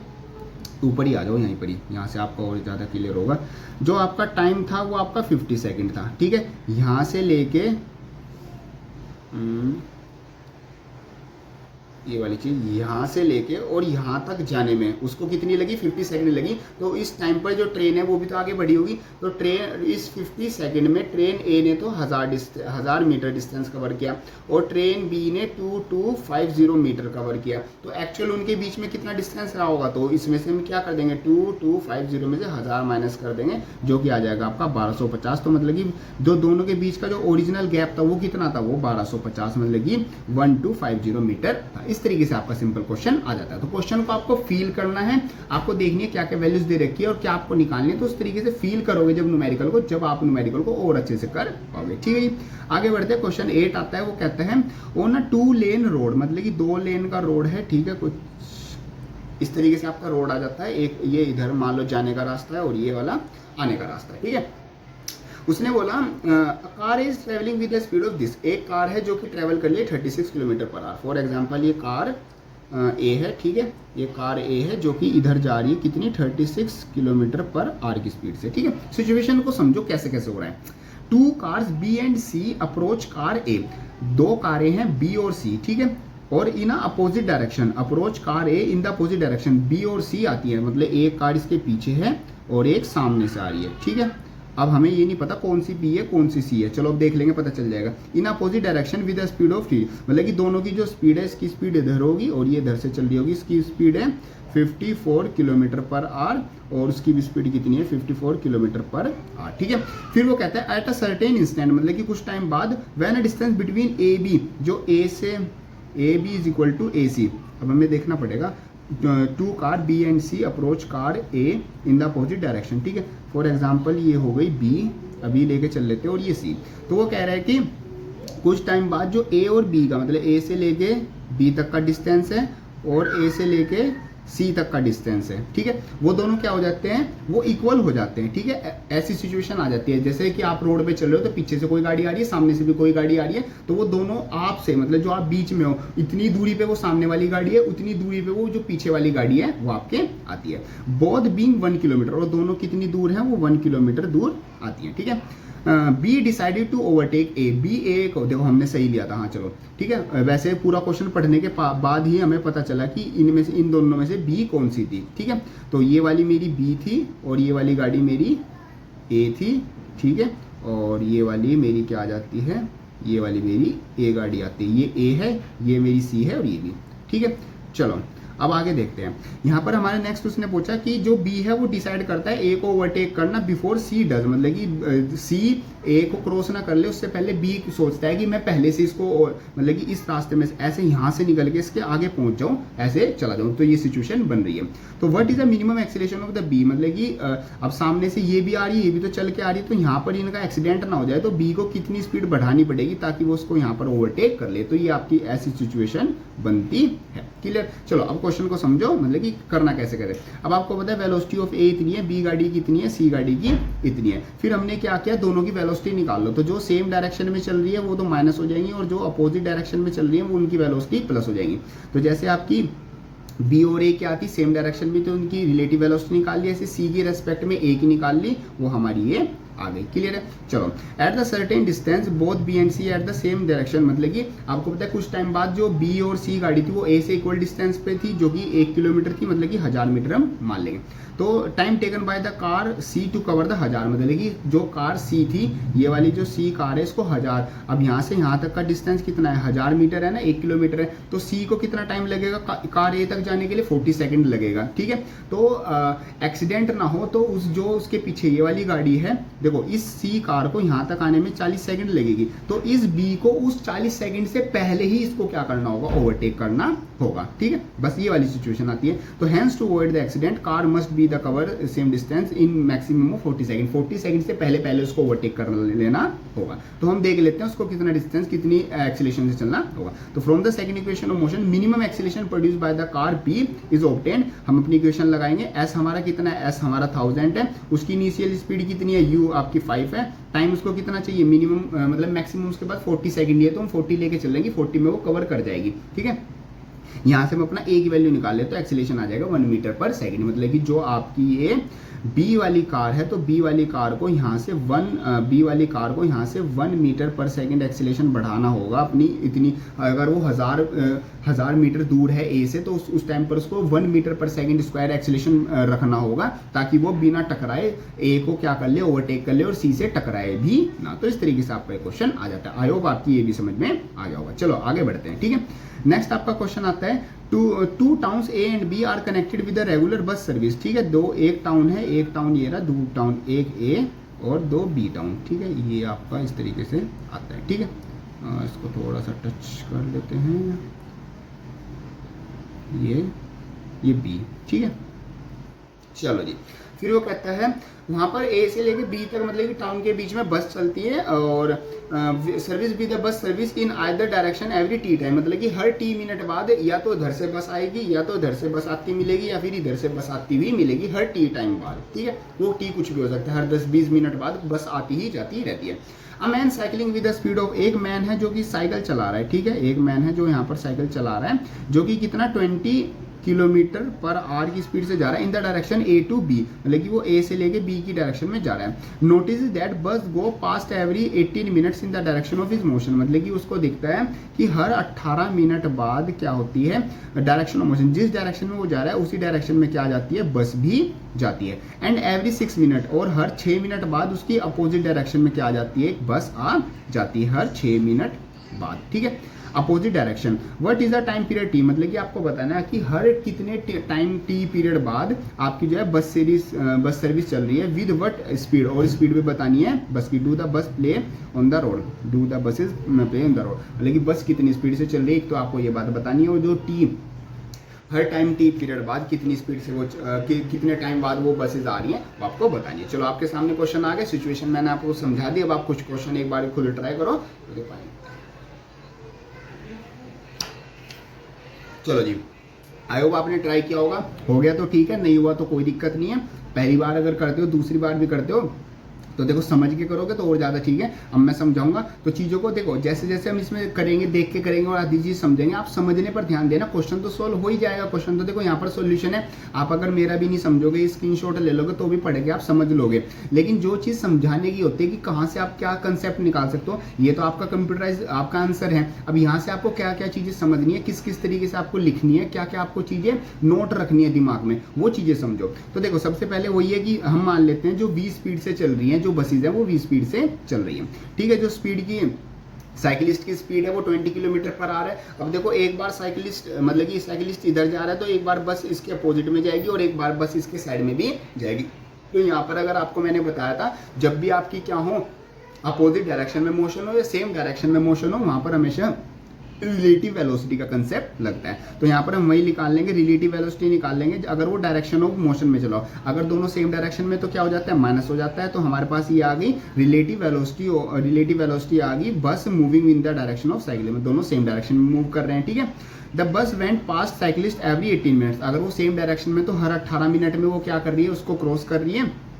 तो ये टाइम आ गया सिंपल। तो यहाँ पर हम डिस्टेंस निकालेंगे, डिस्टेंस किसके इक्वल होता है, स्पीड इनटू टाइम। तो स्पीड कितनी है, स्पीड v माइनस का 20 है, तो ये आ गई। टाइम कितना लगा, 18/16 किलोमीटर। तो ये आपका क्या आ गया, इतना डिस्टेंस आ गया, किसने, बस ने कवर किया, मतलब कि जाते टाइम इतना डिस्टेंस कवर किया। और ऐसे ही since one bus leaves after every T minute, हर टी मिनट बाद एक नई बस आ जाती है, तो distance travel by the bus will equal to, तो डिस्टेंस कितना हो जाएगा, डिस्टेंस किसके इक्वल होता है, स्पीड इनटू टाइम, ठीक है। स्पीड इनटू टाइम होता है, स्पीड कितनी है वो v है बस की स्पीड, टाइम कितना है, हर 18 मिनट बाद बस आ रही है, तो ये उसका डिस्टेंस हो गया। अब ये भी डिस्टेंस बस कवर कर रही है और ये वाला डिस्टेंस भी बस कवर कर रही है, दोनों सेम डायरेक्शन में जो जा रही है। तो ये दोनों डिस्टेंस क्या होंगे, एक तरह से इक्वल होंगे। तो इन दोनों फर्स्ट और सेकंड इक्वेशन को इक्वल रखने के बाद हम यहाँ से क्या निकाल लेते हैं, t या v जिसकी भी वैल्यू हम निकाल सकते हैं वो निकाल लेंगे। तो ये हमारी एक तरह से थर्ड इक्वेशन आ गई। ऐसी हम बात करते हैं जब जो बस है वो अपोजिट डायरेक्शन में जा रही है, तो रिलेटिव स्पीड निकाल लिया, अपोजिट डायरेक्शन में स्पीड आ गई, सेम वही प्रोसेस करते हैं। उसको 6 मिनट लग रही थी जाने में, तो हम यहाँ से दोनों की वैल्यू निकाल लेते हैं, ठीक है। ये अब हमारे पास आ गई फोर्थ इक्वेशन, और वो हमारे पास आ गई दोनों को इक्वेट करने के बाद अपनी थर्ड इक्वेशन। तो थर्ड और फोर्थ दोनों इक्वेशन को हम जब इक्वेट करेंगे तो वहाँ से हम अपना v मतलब कि जो बस की स्पीड है वो सिंपल निकाल लेंगे। तो आपका सिंपल कैलकुलेशन पार्ट आता है। v हमने निकाल ली, अब v निकाल ले तो डायरेक्ट हमारा t भी निकल जाएगा, t हमारा आ जाएगा 9 मिनट। तो हम मतलब कि जो बस की स्पीड है वो कितनी है, वो आपकी 40 किलोमीटर पर आ रहा है, और हर 9 मिनट बाद आपकी एक नई बस वहां से चलती है। हर 9 मिनट बाद इधर से बसेस जा रही है, हर 9 मिनट बाद उधर से बस चल के आ रही है। तो ये आपका सिंपल आंसर आ जाता है। क्लियर है, चलो आगे बढ़ते हैं। नेक्स्ट उसने बोला है, a player throws a ball upward with initial speed हो, मतलब कि एक प्लेयर ने बॉल अपवर्ड थ्रो की, ठीक है, ये यहाँ से उसने यहाँ पर थ्रो की, ठीक है। जो उसकी इनिशियल स्पीड आती है u कितना दिया हुआ है, 29.4 मीटर पर second. What is the direction of acceleration during the upward motion, means direction of acceleration क्या होगी। अगर आप जी की बात करें तो वो तो हमेशा आपका डाउनवर्ड ही लगता है, तो डायरेक्शन क्या होगी, डाउनवर्ड आपकी होगी। What is the velocity and acceleration highest point, highest point पर a की वैल्यू और v की वैल्यू, v की वैल्यू तो हाईएस्ट पॉइंट पर क्या होती है, 0 मीटर पर सेकंड होती है। और एक्सीलरेशन किसके इक्वल होता है, acceleration is equal to v minus u upon t होता है, ठीक है। a इज इक्वल टू, यहाँ पर फाइनल वेलोसिटी कितनी है 0, इनिशियल वेलोसिटी कितनी है, वो थी मेरी 29.4 किलोमीटर, और टाइम देख लेंगे उसको, जितना टाइम जाने में लगा होगा यहाँ से आपकी एक्सीलरेशन की वैल्यू निकल जाएगी। मैं आपको बता रहा हूँ क्वेश्चन को सोल्व किस तरीके से करना है, ठीक है। ये आपका हो गया, ये पार्ट हो गया। Choose x is equal to 0 metre, time is equal to 0 second, be the location of the time of the ball at the highest point, मतलब हाईएस्ट पॉइंट पर x की वैल्यू 0 और टाइम की वैल्यू 0, ऐसा एक reference point लो। Vertically downward direction to be the positive direction, और नीचे की तरफ आप x की वैल्यू पॉजिटिव लो, and give the sign position velocity acceleration, मतलब आपको क्या निकालनी है, आपको एक्स v और एक्सीलरेशन मतलब कि डिस्टेंस, वेलोसिटी और एक्सीलरेशन, इन तीनों की क्या बतानी है।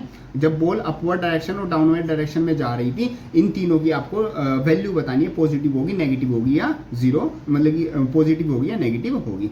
At what height does the ball rise, मतलब कि आपको ये टोटल हाइट भी बतानी है साथ साथ। And how long does it ball return to the player, मतलब कि ऊपर जाने में और फिर वापस आने में उसको कितना टाइम लगा होगा। तो ये आपको चीजें बतानी, तो काफी चीजें आपकी होगी। अगर मैं समराइज करूं तो एक तो आपको बताना है कि एक्सीलरेशन कितना है बॉल का, ठीक है, हाईएस्ट पॉइंट पर, ठीक है। बॉल ने कितना डिस्टेंस ट्रेवल किया, बॉल ने एक तरीके से टोटल टाइम कितना लगा, और यहाँ पर x वेलोसिटी और जो आपका एक्सेलेरेशन है, इन तीनों की वैल्यू पॉजिटिव होगी, नेगेटिव होगी या जीरो होगी अगर आप रेफरेंस पॉइंट पर, हाईएस्ट पॉइंट पर एक्स की वैल्यू जीरो और टाइम की वैल्यू वहाँ पर जीरो ले रहे हो। तो सिंपल चीज़ें। चलो जी, अब देखो सबसे पहले मोशन डाउनवर्ड में होगा, वेलोसिटी जीरो होगी और एक्सेलेरेशन टॉप पर कितना होगा, मतलब कि 9.8 मीटर पर सेकंड उसका अपोजिट डायरेक्शन में, नीचे वाली डायरेक्शन में लगेगा। अब देखो यहाँ पर पॉइंट क्या आता है, x greater than zero for both up and down motion, v is greater than zero for up and v is greater than zero for downward motion, मतलब कि जो आपका मोशन हो रहा है, बॉडी ऊपर जा रही है, फिर बॉडी ऊपर से नीचे गिरी। तो अगर हम x की वैल्यू ले तो x की वैल्यू तो आपकी क्या होगी, अगर वो चाहे बॉडी ऊपर जा रही है चाहे बॉडी नीचे जा रही है, वो आपकी पॉजिटिव ही होगी। क्यों? क्योंकि देखो x अगर यहाँ पर जीरो है और उसने कहा है नीचे की तरफ x पॉजिटिव लेना है, तो बॉडी अगर यहाँ पर भी जाएगी तो यहाँ पर भी x की वैल्यू पॉजिटिव होगी, और बॉडी अगर नीचे आते टाइम होगी तो x की वैल्यू वहाँ पर भी पॉजिटिव होगी। तो x की वैल्यू तो हमारी क्या हो गई, पॉजिटिव हो गई, ऊपर जाते हुए भी और नीचे आते हुए। अब v की वैल्यू देखते हैं, v की वैल्यू ऊपर जाते जाते क्या होगी, कम होगी। अगर वैल्यू कम हो रही है तो v की वैल्यू क्या होगी, नेगेटिव होगी, ठीक है, ऊपर जाते टाइम। और अगर नीचे आते टाइम देखें तो v की वैल्यू बढ़ती जाएगी। क्यों? क्योंकि अर्थ उसको अपनी तरफ ग्रेविटी की फोर्स से खींच रही है, 9.8 मीटर पर सेकंड एक्सेलेरेशन उस पर लग रहा है, तो नीचे आते टाइम जो वेलोसिटी की वैल्यू है वो पॉजिटिव हो जाएगी। एक्सेलेरेशन की बात करें, ऊपर जाते टाइम उस पर एक्सेलेरेशन क्या लगेगा, जैसे जब मतलब कि ऊपर जाएंगे या नीचे जाएंगे तो वहाँ पर तो आपका एक्सेलेरेशन पॉजिटिव ही लगेगा। क्यों? क्योंकि वहाँ पर 9.8 मीटर पर सेकंड आपका वैल्यू लग रही है, एक्सेलेरेशन तो आपका पॉजिटिव ही होगा। बस आपका यहाँ ये वैल्यू हो सकती है कि वो अपोजिट डायरेक्शन में लगेगा, बस आपका इतना पॉइंट आता है। तो ये सारी वैल्यूज आपकी आ जाती है। अब हम निकाल लेते हैं हाइट कितनी लगी। तो h निकालने के लिए आप क्या कर सकते हो, h आपका निकल सकता है ut प्लस का हाफ a t स्क्वायर से। नहीं, इससे नहीं निकल पाएगा क्योंकि हमारे पास t भी नहीं है ना, इससे आपका निकल जाएगा, इससे v square is equal to you square plus का 2as। ठीक है, v आपको पता है final velocity zero, initial velocity उसने दे ही रखी थी 29.4 समथिंग, 2 इंटू एक्सेलेरेशन 9.8 और s आपका यहाँ से डायरेक्ट वैल्यू निकल जाएगी। तो यहाँ से आप अपना s निकाल सकते हो। s आपका क्या आ जाएगा, सोल्व कर लेना ये इक्वेशन, ये वाली इक्वेशन लगाना डायरेक्ट, आप अभी नोटबुक में सोल्व करके देखो, ये आपकी डायरेक्ट वैल्यू आ जाएगी 6 सेकंड। टाइम कैसे निकालोगे, v is equal to you plus का 80, v जीरो रख दोगे, u की वैल्यू आपको पता ही, एक्सेलेरेशन आपको पता है, यहाँ से आप t निकाल लोगे। तो इस तरीके से आपका क्वेश्चन सोल्व हो जाएगा। बाकी एरिया आपकी एक्सप्लेनेशन अगर आप देखना चाहते हो तो इस तरीके से आप देख सकते हो, बाकी मैंने आपको समझा ही दिया। ठीक है जी, ये चीज़ आपकी आती है। चलो आगे बढ़ते हैं। नेक्स्ट हमारे पास आता है, read the each statement below carefully and state with the reason and example if it true और फॉल्स। मतलब आपको बतानी ट्रू और फॉल्स होगी। अब particle in one dimensional motion, एक पार्टिकल है जो कि वन डायमेंशनल मोशन कर रहा है, तो हमें बताना है। सबसे पहले उसने कहा with zero speed at an instant may have non zero acceleration, मतलब कि वो कह रहा है कि उसकी स्पीड तो जीरो है लेकिन उसका एक्सीलेशन क्या है, वो नॉन जीरो है। तो क्या ऐसा पॉसिबल है? यस, ऐसा पॉसिबल है। अगर मतलब कि बॉडी एक तरह से सर्कुलर मोशन कर रही है या फिर कुछ इस टाइप का मोशन कर रही है जहाँ पर उसकी वेलोसिटी तो आपकी क्या है, स्पीड तो उसकी जीरो है, बट वहाँ पर उसकी लगातार डायरेक्शन चेंज हो रही है, तो वहाँ पर एक्सीलेशन की वैल्यू तो क्या होगी, नॉन जीरो आपकी आएगी, क्योंकि वो एक वेक्टर क्वांटिटी होगी। विद द जीरो स्पीड में have zero non zero velocity, मतलब कि उसकी स्पीड तो जीरो है, ठीक है, मतलब कि बॉडी मूव ही नहीं कर रही, ठीक है, अब वो लेकिन उसकी वेलोसिटी क्या होगी, नॉन जीरो होगी। तो ऐसा नहीं होगा, क्योंकि वेलोसिटी और स्पीड देखो दोनों में रिलेशन होता है। अगर ये जीरो है तो ये भी हमारी जीरो होती है, और अगर वेलोसिटी जीरो है तो जरूरी नहीं है कि आपकी क्या होगी, स्पीड भी जीरो होगी। ये वाइस वर्सा ट्रू नहीं है। तो ये आपका क्या हो गया, पहला तो आपका हो गया ट्रू और दूसरा आपका हो गया false. With a constant speed must have zero acceleration, अगर आपकी कोई बॉडी कांस्टेंट स्पीड से मूव कर रही है उसका एक्सेलेरेशन जीरो होगा। तो ऐसा भी जरूरी नहीं है। हाँ, ये जब जरूरी मतलब जब हो सकता है, अगर बॉडी स्ट्रेट लाइन में कर रही है तो यस ये हो सकता है, लेकिन अगर बॉडी बार बार डायरेक्शन चेंज कर रही है और कांस्टेंट स्पीड से चल रही है तो वहां पर एक्सेलेरेशन की वैल्यू क्या होगी, चेंज होती रहेगी, क्योंकि डायरेक्शन चेंज हो रही है। तो ये भी आपकी वैल्यू क्या आ गई, ट्रू आ गई। विद अ पॉजिटिव इसमें बोला था with a constant speed must have zero acceleration, हमने उल्टा कर दिया इसको, एक सेकेंड रुकना ना।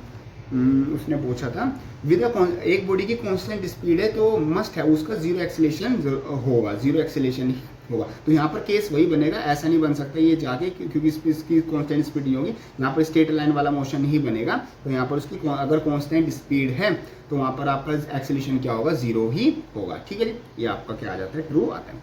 With a positive value of acceleration must be speeding up, मतलब कि किसी उसकी एक्सीलरेशन की अगर वैल्यू वहाँ पर पॉजिटिव है तो हमेशा जो वैल्यू मतलब जो बॉडी है उसकी स्पीड बढ़ी रहेगी। तो ऐसा नहीं है कि जब फॉर एग्जांपल अगर आप क्या लो अपना अपवर्ड डायरेक्शन में मोशन लो तो अपवर्ड डायरेक्शन में जो बॉल जा रही है तो वहाँ पर एक्सीलरेशन तो आपका बढ़ता है 9.8 मीटर पर सेकंड स्क्वायर से, बट वहाँ पर आपकी क्या होती है बॉडी क्या होती है स्पीड अप नहीं करती, वो तो धीरे धीरे ऊपर जाके जीरो हो जाती है। तो ये चीज़ें फॉल्स आ जाती है। मैंने आपको रीज़न भी बता दिया, बाकी यहाँ पर अलग से रीज़न भी लिखे हुए हैं, आप अपना ये देखना चाहो तो ये वाले रीज़न देख सकते हैं। क्लियर है? चलो आगे बढ़ते हैं। नेक्स्ट आपका क्वेश्चन आता है अब ball drop from the height, एक बॉल को कुछ हाइट से ड्रॉप किया गया जो कि जिसकी हाइट यहाँ पर देख लेते हैं, सिंपल हाइट आपकी 90 मीटर आ जाती है। After the collision with the floor, मतलब कि बॉल क्या ऊपर तक फेंकी गई, वो नीचे ऐसे गिरेगी, नीचे गिरने के बाद टकराएगी, फिर थोड़ा ऊपर उठेगी, फिर थोड़ा ऊपर उठेगी, ज़्यादा नहीं उठेगी, पहले ज़्यादा उठेगी फिर थोड़ा कम उठेगी, फिर थोड़ा कम, फिर ऐसे, लेकिन बोर्ड ऐसे टक टक टक टक गिर के गिरेगी ना, जैसे मैं किसी चीज़ को गिरा दूँ तो ऐसे धप धप धप, फिर धीरे धीरे आराम से नीचे गिरती है। ये चीज़ आप समझ रहे होंगे। ठीक है, उसने बोला कि लूजेज 1/10 ऑफ स्पीड, मतलब कि हर बार टकराने के बाद जो स्पीड बॉडी है वो 1/10 स्पीड अपनी खो देती है। अगर उसकी स्टार्टिंग में स्पीड 100 थी, फर्स्ट बार ऊपर फेंकी, अगर 100 स्पीड से फेंकी तो उसकी दूसरी बारी में स्पीड कितनी रह जाएगी, वो 90 रह जाएगी, क्योंकि 1/10 वो स्पीड खो देती है। फिर 90, फिर आपकी क्या आ जाएगी 81 रह जाएगी। जैसे 90 का आप 1/10 निकालोगे तो 9 कम हो जाएगा, तो 90 में से 9 माइनस कर देंगे तो 81 स्पीड रह जाएगी। फिर और आप उसका 10 आपकी 10% माइनस कर दोगे, ऐसे ऐसे कम होती जाएगी। Plot the speed time graph, आपको स्पीड टाइम ग्राफ बनाना है। टाइम आपका ये रहा और टाइम t0 to 12 सेकंड, मतलब कि आपको एक तरीके से t0 से लेके 12 सेकंड तक, वो 12 सेकंड तक स्टॉप मोशन हो जाती है, आपको ये बनाना है। तो सिंपल है, देखो हम क्या निकाल लेते हैं, हम सिंपल t की वैल्यू निकाल लेते हैं और अपना जो x की वैल्यू है वो निकाल लेते हैं, डिस्टेंस। इन दोनों के बीच में हम क्या बना देंगे, सिंपल ऐसे ग्राफ बना देंगे। तो यहाँ पर हमारी जो वैल्यूज़ है वो हमने सारी लिख ली। अब यहाँ से हम अपना t की वैल्यू निकाल ली, तो मतलब कि इसको ऊपर जाने में कितना टाइम लगा, तो ऊपर जाने में उसको इतना टाइम लगा, इतना ही टाइम उसको नीचे आने में लगेगा। यहाँ से मैंने उसकी रिलेटिव वेलोसिटी निकाल ली, तो सिंपल मेरी रिलेटिव वेलोसिटी आ गई। अब देखते हैं time taken for to reach the maximum height obtain with the help of first equation of motion. यहाँ से मेरा टाइम ये आया था सिंपल, तो total time taken by the ball. देखो यहाँ पर किस तरीके से है, तो बॉडी ऊपर गई, ऊपर जाने के बाद नीचे आएगी, नीचे आने के बाद टकराने के बाद ऊपर जाएगी, तो मतलब कि ये जो उसका टाइम लगा ये वाला टाइम, और यहाँ से दोबारा भी ऊपर जाएगी ना तो ये वाला टाइम, और फिर वो वापस नीचे आएगी ये वाला टाइम। इन दोनों को हम क्या कर देंगे, प्लस कर देंगे। प्लस करने के बाद हमारे पास जो पहली बार वो टकराएगी तो वो 8.15 सेकंड पर वो टकराएगी, और हर बार टकराने के बाद वो क्या करती है, अपनी 1/10 स्पीड को खो देती है। तो उसमें बच कितनी जाएगी स्पीड, सिर्फ 9/10 बच जाएगी। 1/10 अगर वो खो देती है तो उसमें से 10/10 में से माइनस कर देंगे तो सिंपल 9/10 ये स्पीड बच जाएगी, इतनी उसकी कम हो गई। तो इतनी स्पीड उसकी एक बार टकराने के बाद रह जाएगी, तो उसकी एक्चुअल जो टाइम हो जाएगा वो आपका इतना हो जाएगा, मतलब कि दूसरे बार टकराने के बाद। सेकंड रिबाउंड में इतना हो जाएगा, मतलब हर बार आप ये जो 3.86 है ये क्या करते जाओगे, प्लस करते जाओगे, तो ये प्लस हो गया। तो ऐसे अगर आप अपना ग्राफ बनाओगे तो ग्राफ आपका कुछ इस तरीके से बनेगा। पहले उसकी जो मतलब कि हाइट टोटल स्पीड थी वो आपकी यहाँ तक गई, फिर वो नीचे आई, नीचे आने के बाद वो नीचे आएगी तो उसकी मतलब कि जो टाइम है उसको इतना लगता रहेगा और आपका ग्राफ ऐसे बनता जाएगा। इस तरीके से आपका ये वाला क्वेश्चन आता है। ठीक है जी, आगे चलते हैं। नेक्स्ट आता है, उसने कहा कि explain clearly with the example the distinction between, मतलब कि दोनों के बीच का आपको क्या बताना है, डिफरेंस बताना है। उसने बोला magnitude of the displacement over an interval of time and the total length path covered by the particle over a same interval of time. मतलब कि देखो डिस्प्लेसमेंट क्या होता है, एक बॉडी से लेके दूसरी बॉडी के बीच में जो स्ट्रेट लाइन मोशन होता है, मतलब कि जो शॉर्टेस्ट पाथ होता है उसको हम बोलते हैं डिस्प्लेसमेंट। और एक जगह से दूसरी जगह जाना, किसी भी एक्चुअल पाथ से, किसी भी रास्ते से आप जाना, उसको हम बोलते हैं अपना डिस्टेंस। ये आपकी चीजें आती है, मतलब कि जो पाथ का वर्ड है।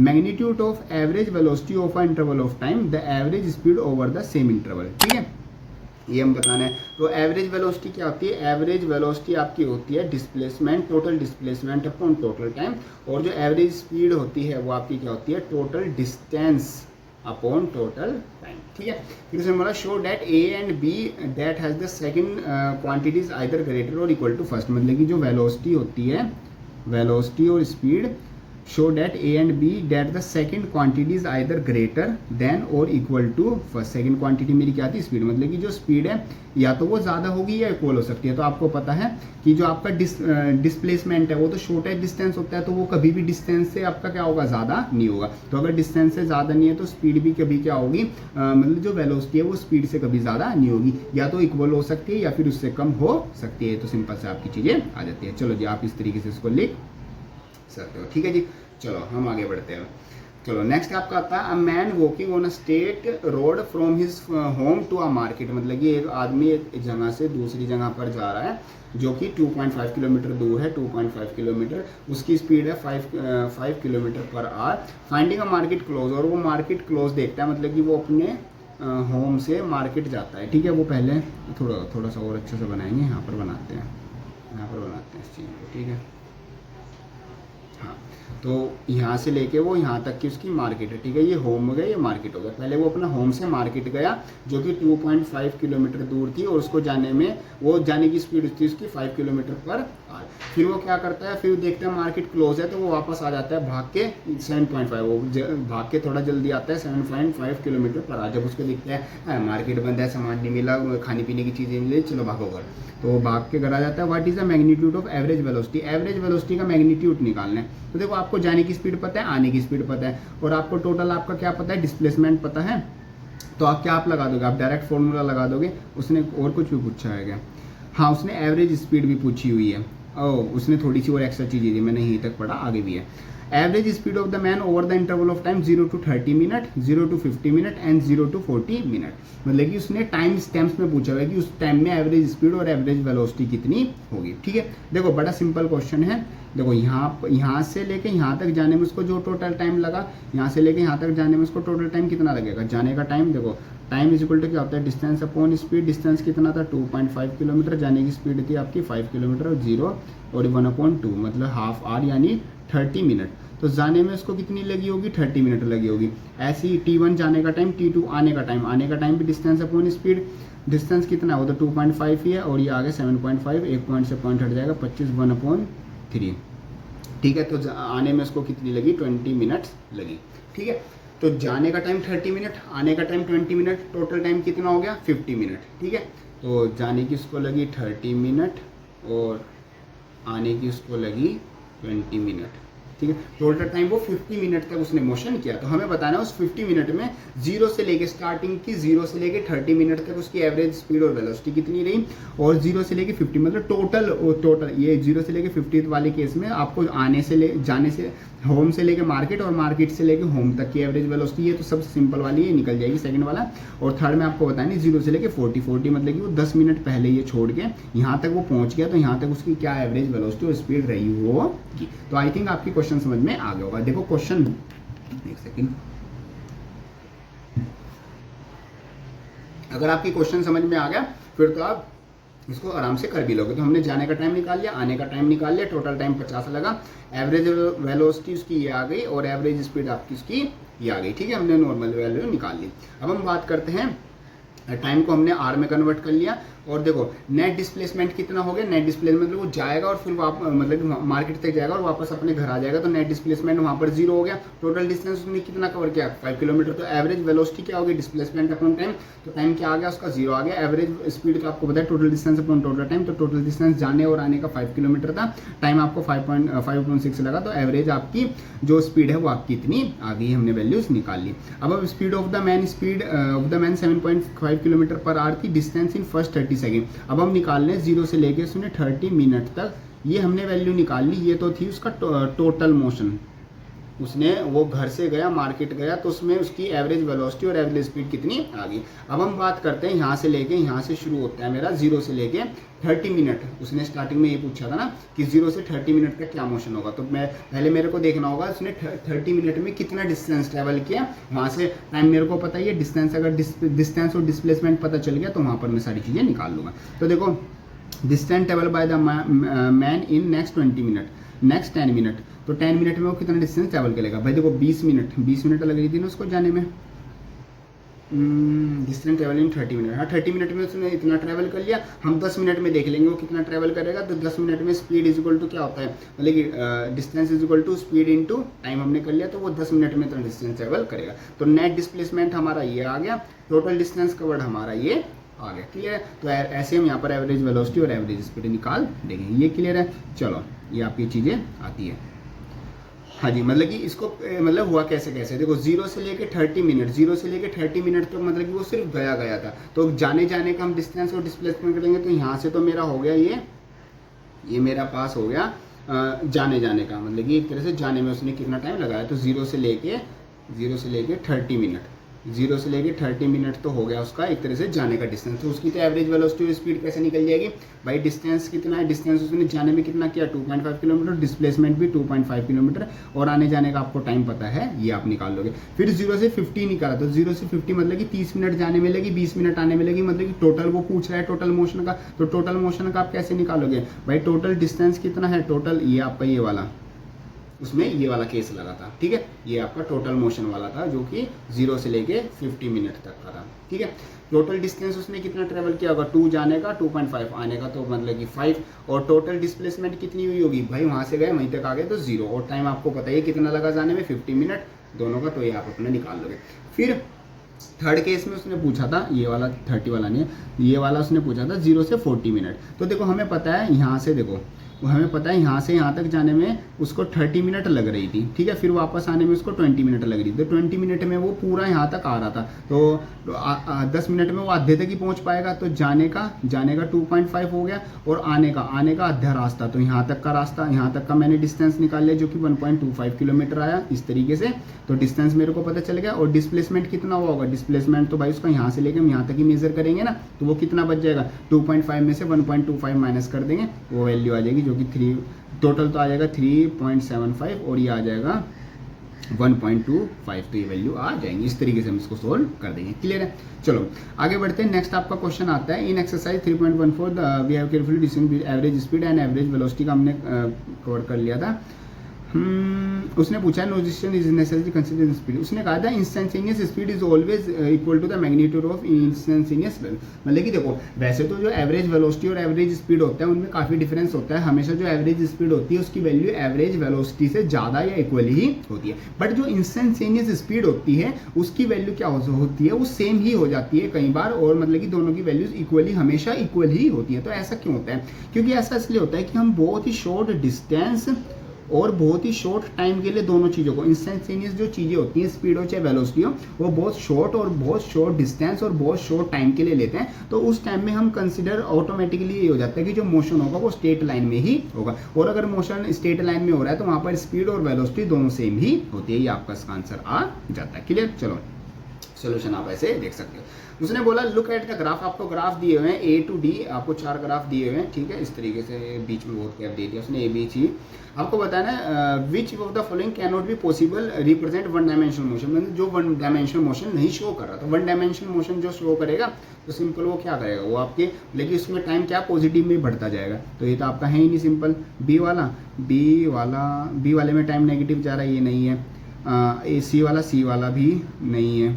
ठीक है, और डी वाले में यस आपका शो कर रहा है। ठीक है, इस हिसाब से ये अब हम चेक कर लेते हैं एक बार। ए वाला शो नहीं कर रहा क्योंकि भाई टाइम नेगेटिव एक्सिस में जा रहा। बी वाला भी शो नहीं कर रहा, सी वाला भी शो नहीं कर रहा, और D does not represent, D भी शो नहीं कर रहा। डी शो क्यों नहीं कर रहा, जा तो रहा है वन डायमेंशन मोशन भाई, टाइम बढ़ा और डिस्टेंस बढ़ता गया है, तो इसमें क्या दिक्कत है, एक बार चेक करें। टाइम बढ़ा डिस्टेंस बढ़ा, ठीक है, फिर टाइम बढ़ता गया, फिर आपका डिस्टेंस कम हो गया, वापस आ गई होगी बॉडी, फिर टाइम बढ़ा फिर डिस्टेंस बढ़ा। इसमें क्या प्रॉब्लम है, इसका एक बार सोल्यूशन चेक करते हैं। बाकी इनका तो क्लियर है भाई, देखो टाइम नेगेटिव एक्सिस में जा रहा है तो इसमें तो कहीं नहीं है मोशन। ये लास्ट वाला चेक करें, वीटी ग्राफ। अच्छा ये वीटी ग्राफ है, ये वी और टी ग्राफ है। ठीक है, वी और टी ग्राफ है, इसलिए ये वन डायमेंशनल नहीं होगा। मुझे लगा ये सारे एक्स और टी वाले हैं। ठीक है, यहाँ पर फिर एक बार सॉल्यूशन देख लेते हैं। D does not represent one dimensional motion of the particle, this is because total path travel by the particle can not decrease with the time. मतलब कि वही है ना, अगर आपका टाइम बढ़ता जा रहा है तो टोटल पाथ है। फॉर एग्जांपल आपने शुरू की 30 मिनट में अगर 50 मीटर डिस्टेंस ट्रेवल किया था तो 40 मिनट में आप ऐसा नहीं होगे कि आप 40 मीटर डिस्टेंस ट्रेवल हो जाएगा, आपका डिस्टेंस आपका हमेशा बढ़ेगा ही या फिर उतना ही रहेगा अगर आप वहीं पर खड़े रहते हो। अगर आप थोड़ा भी चलते हो तो डिस्टेंस आपका प्लस होता जाएगा। तो यहाँ पर आप जैसे ही टाइम बढ़ता जा रहा है बट आपका डिस्टेंस की वैल्यू कम हो गई तो ये गलती है, ठीक है। तो ये सारे आपके ग्राफ नहीं है, बाकी ये इनकी एक्सप्लेनेशन क्लियर है। आगे बात करते हैं। नेक्स्ट आपका आता है पिक्चर शोज द एक्सटी, आपका एक एक्सटी प्लॉट है, one dimensional motion of the particle is correct to say the graph of the particle is straight line 40, मतलब कि और the parallel path is greater than 0 if not suggest a suitable physical context for a show एक one dimensional motion. मतलब कि एक particle है वो one dimensional motion करता है तो वो कहाँ से कहाँ जाता है, वो पहले यहाँ से यहाँ पर गया और फिर उसका क्या हो गया, ऐसे पैराबोलिक पाथ हो गया। तो हमें बताना है जब टी उसका मतलब कि लेस देन था 0 के और यहाँ पर टी ग्रेटर देन है 0 के, तो कुछ इस तरीके का मोशन होगा या नहीं, ठीक है। Suggest the suitable physical context with the graph, तो इस तरीके से होना है। आई थिंक ये नीचे आना चाहिए ऐसे, हाँ देखो आंसर नो ही है और ये उसकी explanation. The XT graph of the particle moving with the straight line t जब लेस देन होगा 0 का, parabolic path t is greater than can not be shown in the given graph, graph में ये वाली चीजें शो नहीं कर रखी। This is because the given particle does not follow the trajectory path followed by the particle at t is equal to 0, मतलब कि T is equal to 0 और एक्स इज इक्वल टू 0 पर जो ट्रेजेक्टरी फॉलो होना चाहिए वो follow नहीं हो रही। Any physical situation that resembles the above graph is freely following body, मतलब ये किसका ग्राफ हो सकता है, ये फ्री फॉल बॉडी का हो सकता है। फ्री फॉल बॉडी में इसी तरीके से होता है, उसमें पैराबोलिक आपका पाथ जो मतलब कि डिस्टेंस स्पीड और डिस्टेंस का जो एक्स और टी का जो ग्राफ बनता है वो पैराबोलिक बनता है। तो ये आपका सॉल्यूशन आ जाता है। आगे बात करते हैं। A police van moving on the highway with the speed of this, ठीक है। एक पुलिस की वैन है, ठीक है, एक पुलिस की वैन है जो कि 30 किलोमीटर पर आवर की स्पीड से चल रही है, ठीक है। फायर्स अ बुलेट और उसके आगे थीफ की कार है, ठीक है। ये पुलिस की कार होगी, ये थीफ की कार होगी। इस पर क्या करती है, बुलेट फायर करती है जो कि कितनी स्पीड से है, सेम डायरेक्शन में स्पीड होगी। ये 192 किलोमीटर पर आवर की स्पीड से फायर करती है एक बुलेट, ठीक है। अब मजल स्पीड ऑफ 50 नहीं, वो इफ द मजल स्पीड, और जो ये 192 इसकी स्पीड है, 192 किलोमीटर पर आवर किसकी स्पीड है, वो थीफ की गाड़ी की है, और जो इसकी स्पीड है मजल्स की मतलब गोली की वो 150 किलोमीटर पर आवर है, ठीक है। विद वट स्पीड, मतलब कि आपको बताना है कि जो ये बुलेट की स्पीड मतलब बुलेट है वो गाड़ी चोर की गाड़ी को कितनी तेजी से मतलब कितनी स्पीड से हिट करेगी, साथ साथ स्पीड बतानी है। ऑब्टेन द बुलेट, हाँ बस स्पीड ही आपको बतानी है। तो यहाँ पर रिलेटिव वेलोसिटी का सिंपल कंसेप्ट लगेगा, आपका आ जाएगा। देखो सबसे पहले पुलिस की स्पीड आपकी मीटर पर सेकंड में हमने निकाल ली, फिर हमने अपनी बुलेट की स्पीड निकाल ली, और जो आपकी निकाल ली स्पीड ऑफ द थीफ वाली कार, तीनों की स्पीड हमने मीटर पर सेकंड में निकाल ली। अब हम देखते हैं जो रिजल्टेंट स्पीड आएगी। तो बुलेट जो फायर की गई है वो मूविंग वैन में से की गई है, तो वैन की स्पीड और बुलेट की स्पीड ऐड होकर आगे चलेगी। तो जो वैन की स्पीड है उसकी स्पीड है ये होगी आपकी फाइनल बुलेट की स्पीड, मतलब कि जो गोली चली है, ठीक है। फिर हम बात करते हैं, अब जो आपकी जो दोनों व्हीकल्स हैं वो सेम डायरेक्शन में चल रहे हैं, तो रिलेटिव वेलोसिटी दोनों की क्या हो जाएगी, माइनस हो जाएगी। तो बुलेट और जो आपकी थीफ है जो उसकी रिलेटिव वेलोसिटी होगी वो आपकी क्या होगी, 105 मीटर पर सेकंड होगी। मतलब जो ये बुलेट है ये थीफ की कार को 105 मीटर पर सेकंड की स्पीड से क्या करेगी, हिट करेगी। ये आपका सिंपल सा कंसेप्ट आता है। आगे चलते हैं जी। Suggest a suitable physical situation for each of the following graph, मतलब आपको ग्राफ दे रखे हैं, first graph, second graph, third graph, और इस तरीके से आपको क्या बतानी है, आपको सिचुएशन बतानी है। तो सबसे पहले क्या है, देखो इसमें क्या होगा कि पहले बॉडी क्या है, रेस्ट में पड़ी हुई है, फिर बॉडी ने जैसे टाइम बढ़ा बॉडी ने मोशन किया, बट वो फिर डिस्प्लेसमेंट करके वापस आ गई और उसका डिस्प्लेसमेंट नेगेटिव में गया, और जैसे जैसे टाइम बढ़ता गया आपका डिस्टेंस जो है वो आपका क्या होता गया, डिस्टेंस वो सेम होता गया। मतलब कि बॉडी पहले रेस्ट में थी, फिर उसने कुछ मोशन किया, फिर वो वापस से रेस्ट में आ गई। ये आपका ग्राफ शो कर रहा है, ठीक है।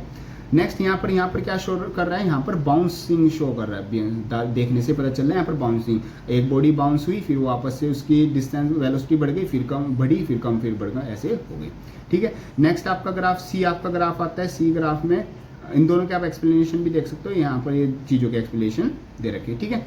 चलो यहाँ पर आपका आता है, यहाँ पर क्या है, पहले तो कि कोई बॉडी एक सर्टेन एक्सीलरेशन से चल रही होगी, फिर उसका अचानक से एक्सीलरेशन बढ़ता है, फिर वो ब्रेक लगाएगी, फिर उसका रिटार्डेशन हो जाएगा, तो ऐसे चल रही होगी। तो यहाँ इनकी फिजिकल कंडीशन आती है, बाकी यहाँ पर लिखी हुई है। तो ये इनका एक तरीके से आप हर चीज़ का एग्जाम्पल भी देख सकते हो और हर चीज़ की फिजिकल कंडीशन देख सकते हो। ये तो सिंपल मतलब आपका पढ़ने वाला हो गया, इसमें इतना ज़्यादा समझाने वाली चीज़ नहीं है।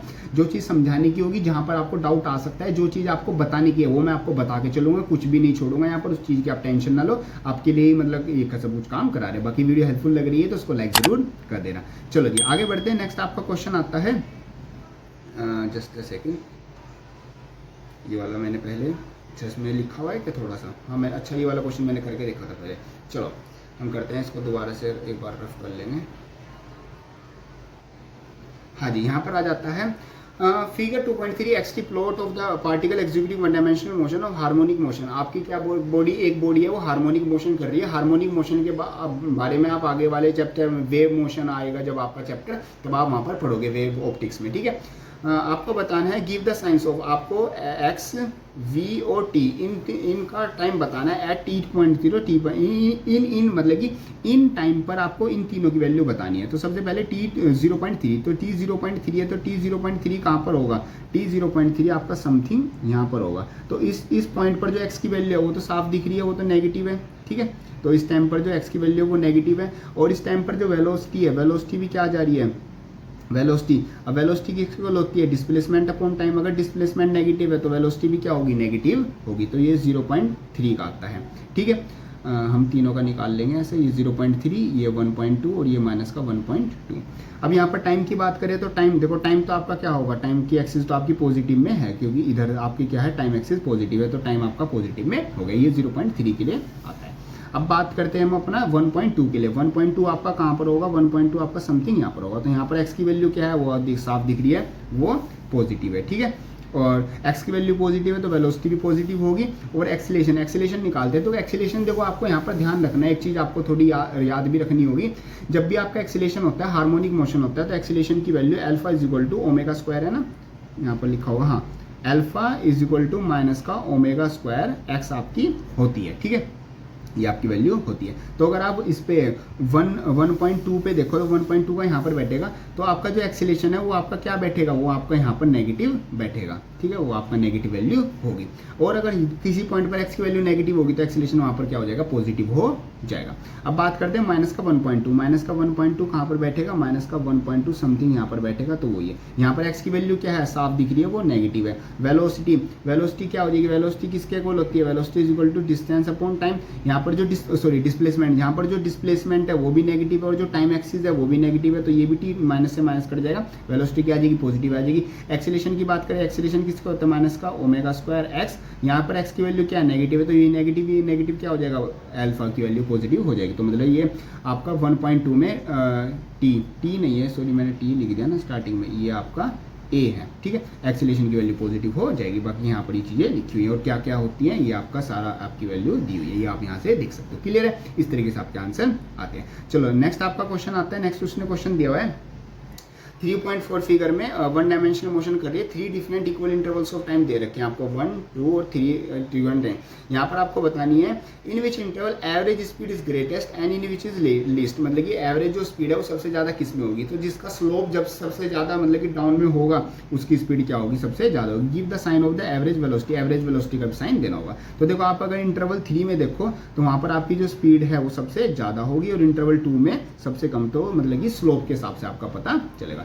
और आपकी जो पोजीशन है, पोजीशन इंटरवल 1 और 2 में देखो, 1 और 2 पॉजिटिव एक्सिस में है, तो वहाँ पर जो मतलब कि वेलोसिटी की वैल्यू, सॉरी जो आपकी पोजीशन की वैल्यू होगी वो 1 और 2 में पॉजिटिव होगी और इंटरवल 3 में नेगेटिव होगी। तो वो आपको दिख ही रहा है, मतलब कि वो तो डायरेक्शन आपकी एक्स की, ये पॉजिटिव और ये नेगेटिव, ठीक है। तो ये आपकी वैल्यूज आती है। ये पूछा था ना उसने, हाँ सब कुछ यही पूछा होता, बाकी यहाँ पर ये चीज़ें लिखी हुई है। चलो आगे चलते हैं। नेक्स्ट उसने पूछा है कि स्पीड टाइम आपको ग्राफ दे रखा है, मोशन होगा कांस्टेंट डायरेक्शन चल रही है, 3 equal intervals of time are shown, average acceleration greatest in the magnitude. आपको बताना है एक्सीलरेशन किसमें ग्रेटेस्ट होगा, तो जिसका स्लोप जी सबसे ज़्यादा उसमें एक्सीलरेशन तो साफ दिख रहा है 2 वाले में सबसे ज़्यादा है, तो एवरेज एक्सीलरेशन ग्रेटेस्ट सब में 2 में होगा, ठीक है।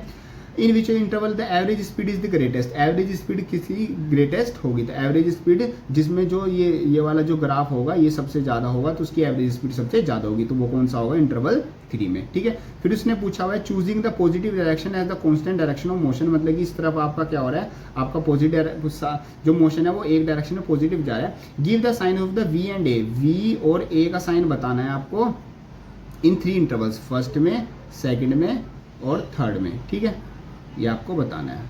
चलो जी, ये हम बताते हैं। And 3 what are the acceleration at the point A B C D, A B C D पर आपको एक्सेलेरेशन भी बताना है, एक्सेलेरेशन की वैल्यू ए बी सी और डी।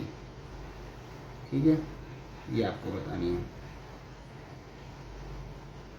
ठीक है, चलो सबसे पहले तो हमें क्या बताना था, सबसे पहले हमें बताना है choosing the positive direction as the constant motion of the we and A की वैल्यू बतानी है। तो वी अगर हम फर्स्ट में बात करें तो फर्स्ट में हमारे पास जो स्लोप है वो ऊपर की तरफ जा रहा है, तो वी की वैल्यू क्या हो जाएगी, वी की वैल्यू हमारे पास पॉजिटिव हो जाएगी।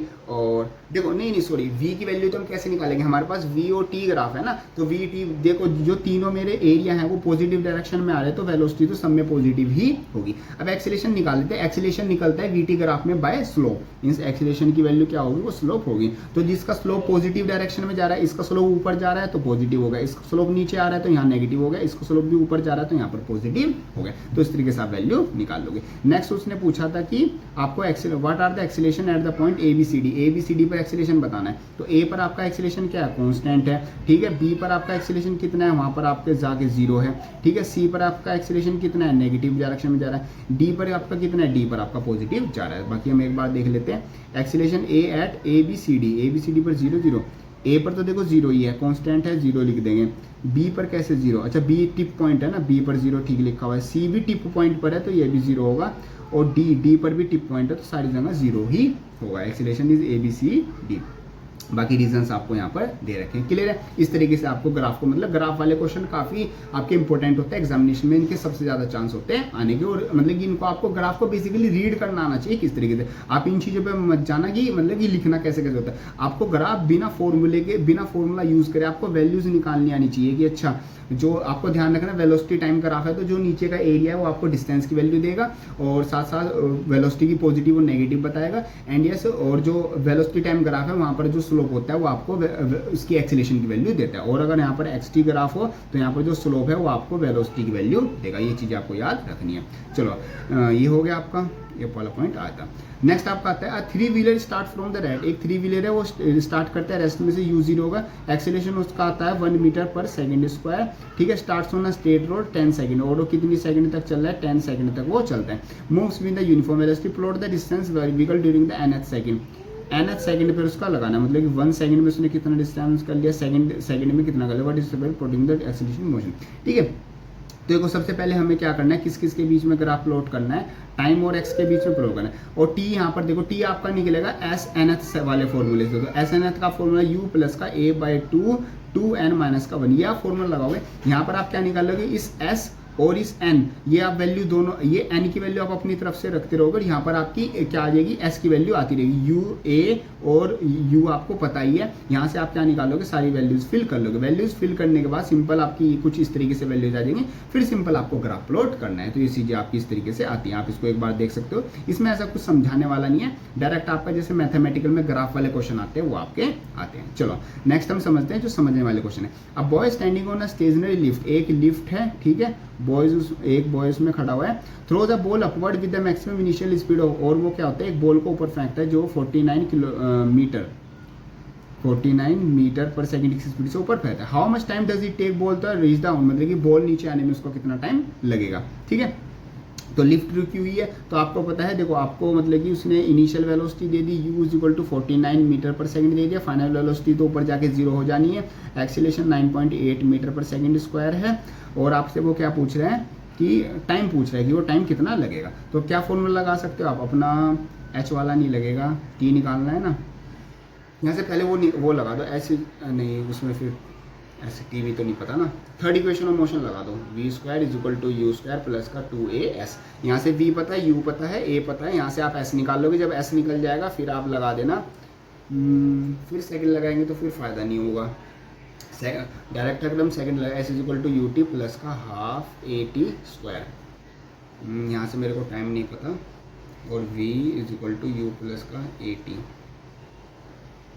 यहाँ से टाइम, यहाँ से मेरे को डिस्टेंस भी तो नहीं पता ना। हाँ जी, हम देखो यही करेंगे, पहले हम अपनी थर्ड इक्वेशन ऑफ मोशन लगाएंगे, वहाँ से s की वैल्यू निकाल लेंगे, फिर s की value second equation of motion में रख के हम अपना t की वैल्यू निकाल लेंगे, तो मेरे को t पता चल जाएगा कितने में। देखते हैं किस तरीके से। हाँ, या फिर पहले से भी फर्स्ट डायरेक्ट t निकाल के मैं t निकाल लूँगा, तो 5 सेकंड उसको ऊपर जाने में लगी, 5 सेकंड नीचे आने में, तो टोटल टाइम उसको t लग जाएगा। मैं डायरेक्ट फर्स्ट इक्वेशन से भी निकाल सकता हूँ। हाँ सही बात है ना, मेरे को t तो निकालना है ना डायरेक्ट, तो t तो इससे भी निकल जाएगा। ठीक है, हम इन वाली को मतलब कि लंबा मेथड में ले जाते हैं, हम ये वाली डायरेक्ट लगाएंगे। ठीक है, तो हम ऊपर जाने में उसको और नीचे आने में उसको क्या 10 सेकंड लगेगी। ये आपका केस फर्स्ट आता है। उसने कहा केस सेकंड में अगर जो लिफ्ट है वो ऊपर जाना स्टार्ट कर दे, both through the above and maximum speed he can, how does the long ball take to return his hand, मतलब कि बॉल को कितना टाइम लगेगा ऊपर नीचे जाने में, अगर जो लिफ्ट है वो क्या है 5 मीटर पर सेकंड स्पीड से ऊपर जाना स्टार्ट कर दे। तो चेंज तो कुछ भी नहीं आना चाहिए, तो यहाँ पर क्या चीज़ आ जाती है, देखो लिफ्ट जो ऊपर जा रही है, बट फिर भी जो बॉल की जो स्पीड है वो तो इनिशियल उसी स्पीड से फेंकेगा ना, तो लिफ्ट की स्पीड से बॉल की स्पीड पर कोई फर्क नहीं पड़ता। यहाँ पर लिखा हुआ देखो, the relative velocity of the ball with respect to the boy remains the same, क्योंकि बॉय के रेस्पेक्ट में तो वो सेम ही रहेगी। लिफ्ट ऊपर जा रही है तो बॉय भी तो ऊपर जा रहा है ना, बॉल और ऊपर जा रही है, तो वहाँ पर जो टाइम लगेगा वो तब भी 10 सेकेंड ही लगेगा। क्लियर है, चलो नेक्स्ट क्वेश्चन पे चलते हैं। यहाँ पर आता है on a horizontal moving belt, एक हॉरिजॉन्टल मूविंग बेल्ट है, आपको यहाँ डायग्राम भी दे रखा है। चाइल्ड रन्स फॉरवर्ड एंड रो, एक बच्चा है जो कि आगे पीछे भाग रहा है with the speed of 9 kilometre पर आवर, उसकी स्पीड जो है बच्चे की वो 9 किलोमीटर पर आवर आती है। बिटवीन इज फादर, एक जगह पर उसका फादर खड़ा हुआ है, दूसरी साइड उसकी मदर, उनके बीच में भाग रहा है, जिनके बीच का जो डिस्टेंस है, इन दोनों के बीच का जो डिस्टेंस है वो आपका 50 मीटर आता है। ठीक है, on a moving belt, the belt is moving at the speed, और जो बेल्ट है वो 4 किलोमीटर पर आवर की स्पीड से इधर मूव कर रही है। फाइंड फ्रॉम द ऑब्जर्वर और स्टेजनी प्लाउंड और साइड व्हाट इज द, ठीक है, और एक ऑब्जर्वर क्या है उसको बाहर खड़ा हुआ देख रहा है, तो आपको कुछ चीजें देखो, वो क्या पूछेगा आपको, रिलेटिव वेलोसिटी ही पूछेगा। रिलेटिव वेलोसिटी का एक ही फॉर्मूला होता है, same direction minus opposite direction plus. तो आपको सबसे पहले बतानी है speed of the children running in the direction of the belt, मतलब कि डायरेक्शन ऑफ द बेल्ट में अगर वो रन कर रहा है तो 4 किलोमीटर से वो उधर रन कर रहा है और 9 किलोमीटर से वो उसके ऊपर भाग रहा है, तो उसकी वेलोसिटी क्या हो जाएगी, 9 minus 4 is equal to 5 kilometre पर आवर, ये उसकी वेलोसिटी हो जाएगी। Speed of the child running opposite to the direction, opposite direction में जाएगा, अपोजिट डायरेक्शन में दोनों को क्या कर देते हैं प्लस, तो 9 प्लस का 5, ये रिलेटिव वेलोसिटी आएगी।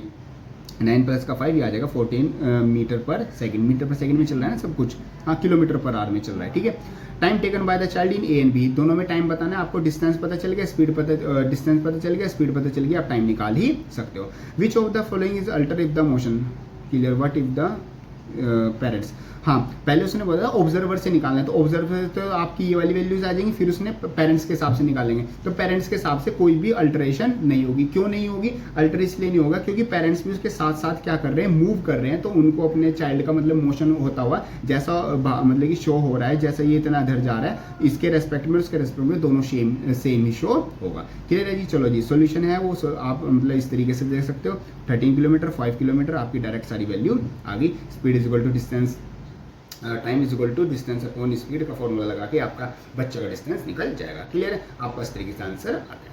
चलो नेक्स्ट क्वेश्चन की बात करते हैं। नेक्स्ट आता है 2 stones can throw in upwardly symmetrically from the edge, ठीक है, मतलब कि आप एक जगह पर खड़े थे और यहाँ से आपने 2 स्टोन को फेंका, 200 मीटर की आपकी क्लिफ थी, ठीक है, हाई विद इनिशियल स्पीड हो, एक 15 मीटर पर सेकंड की स्पीड से फेंका और एक आपने क्या है 13 की स्पीड से फेंका, ठीक है, वो 13 वाला थोड़ा और ऊपर जाएगा और दूर भी जाएगा, ठीक है, 15 और 13। वेरीफाई द ग्राफ, आपको ग्राफ में वैल्यूज दे रखी है with respect to second stone, with respect to first stone, मतलब फर्स्ट और सेकंड स्टोन में किस तरीके से आपका मोशन होगा। तो देखो साफ आपको बता रखा है, पहले तो वो यूनिफॉर्म मोशन को फॉलो करेंगे क्योंकि वो ऊपर जाएंगे, जब वो ऊपर अपनी मैक्सिमम हाइट पे पहुंच जाएंगे फिर वो अपना पैराबोलिक पाथ में फ्री फॉल मोशन को फॉलो करेंगे, मतलब पहले तो वो ऊपर जाएंगे फिर वो अपना जो फ्री फॉल है उस मोशन को फॉलो करेंगे। तो ग्राफ आपको बिल्कुल सही दे रखा है, ये आपकी चीजें आ जाती हैं, आपके पास इक्वेशन ये रही। क्लियर है, चलो ये आप अपना देख सकते हो एक बार। इसमें वैसा कुछ अलग नहीं है, इसमें उसने पूछा था कि with respect to motion graph को आपको एक्सप्लेन करना है, तो यह सारी वैल्यूज आपने निकाल रखी है, इसमें आपका अलग कुछ नहीं आता। चलो आगे चलते हैं। नेक्स्ट आपका क्वेश्चन आता है, आपको स्पीड टाइम ग्राफ दे रखा है, the particle moving along a fix direction में मूव कर रहा है, obtain the distance transferred by the, हमें डिस्टेंस की वैल्यू निकालनी है t 0 से 10 सेकंड तक, 0 से लेके 10 सेकंड तक उसने कितना टोटल डिस्टेंस ट्रेवल किया। देखो आपको पता है अगर स्पीड टाइम ग्राफ है तो उसके जो बीच का जो ये सारा एरिया होगा 0 से 10 सेकंड का, ये एरिया आप निकालोगे, एरिया क्या होगा half into base into height, ठीक है, ये जो हाफ बेस कितना है वो 10 है, हाइट कितनी है वो 12 है, इसको सोल्व कर लेंगे 2 6 जा और ये 60 मीटर के आ गया, वो आपका टोटल डिस्टेंस आ गया। ये आपका किसके लिए आया 0 से 10 सेकंड तक का। अब आपको बताना है किसके बीच का, अब आपको बताना है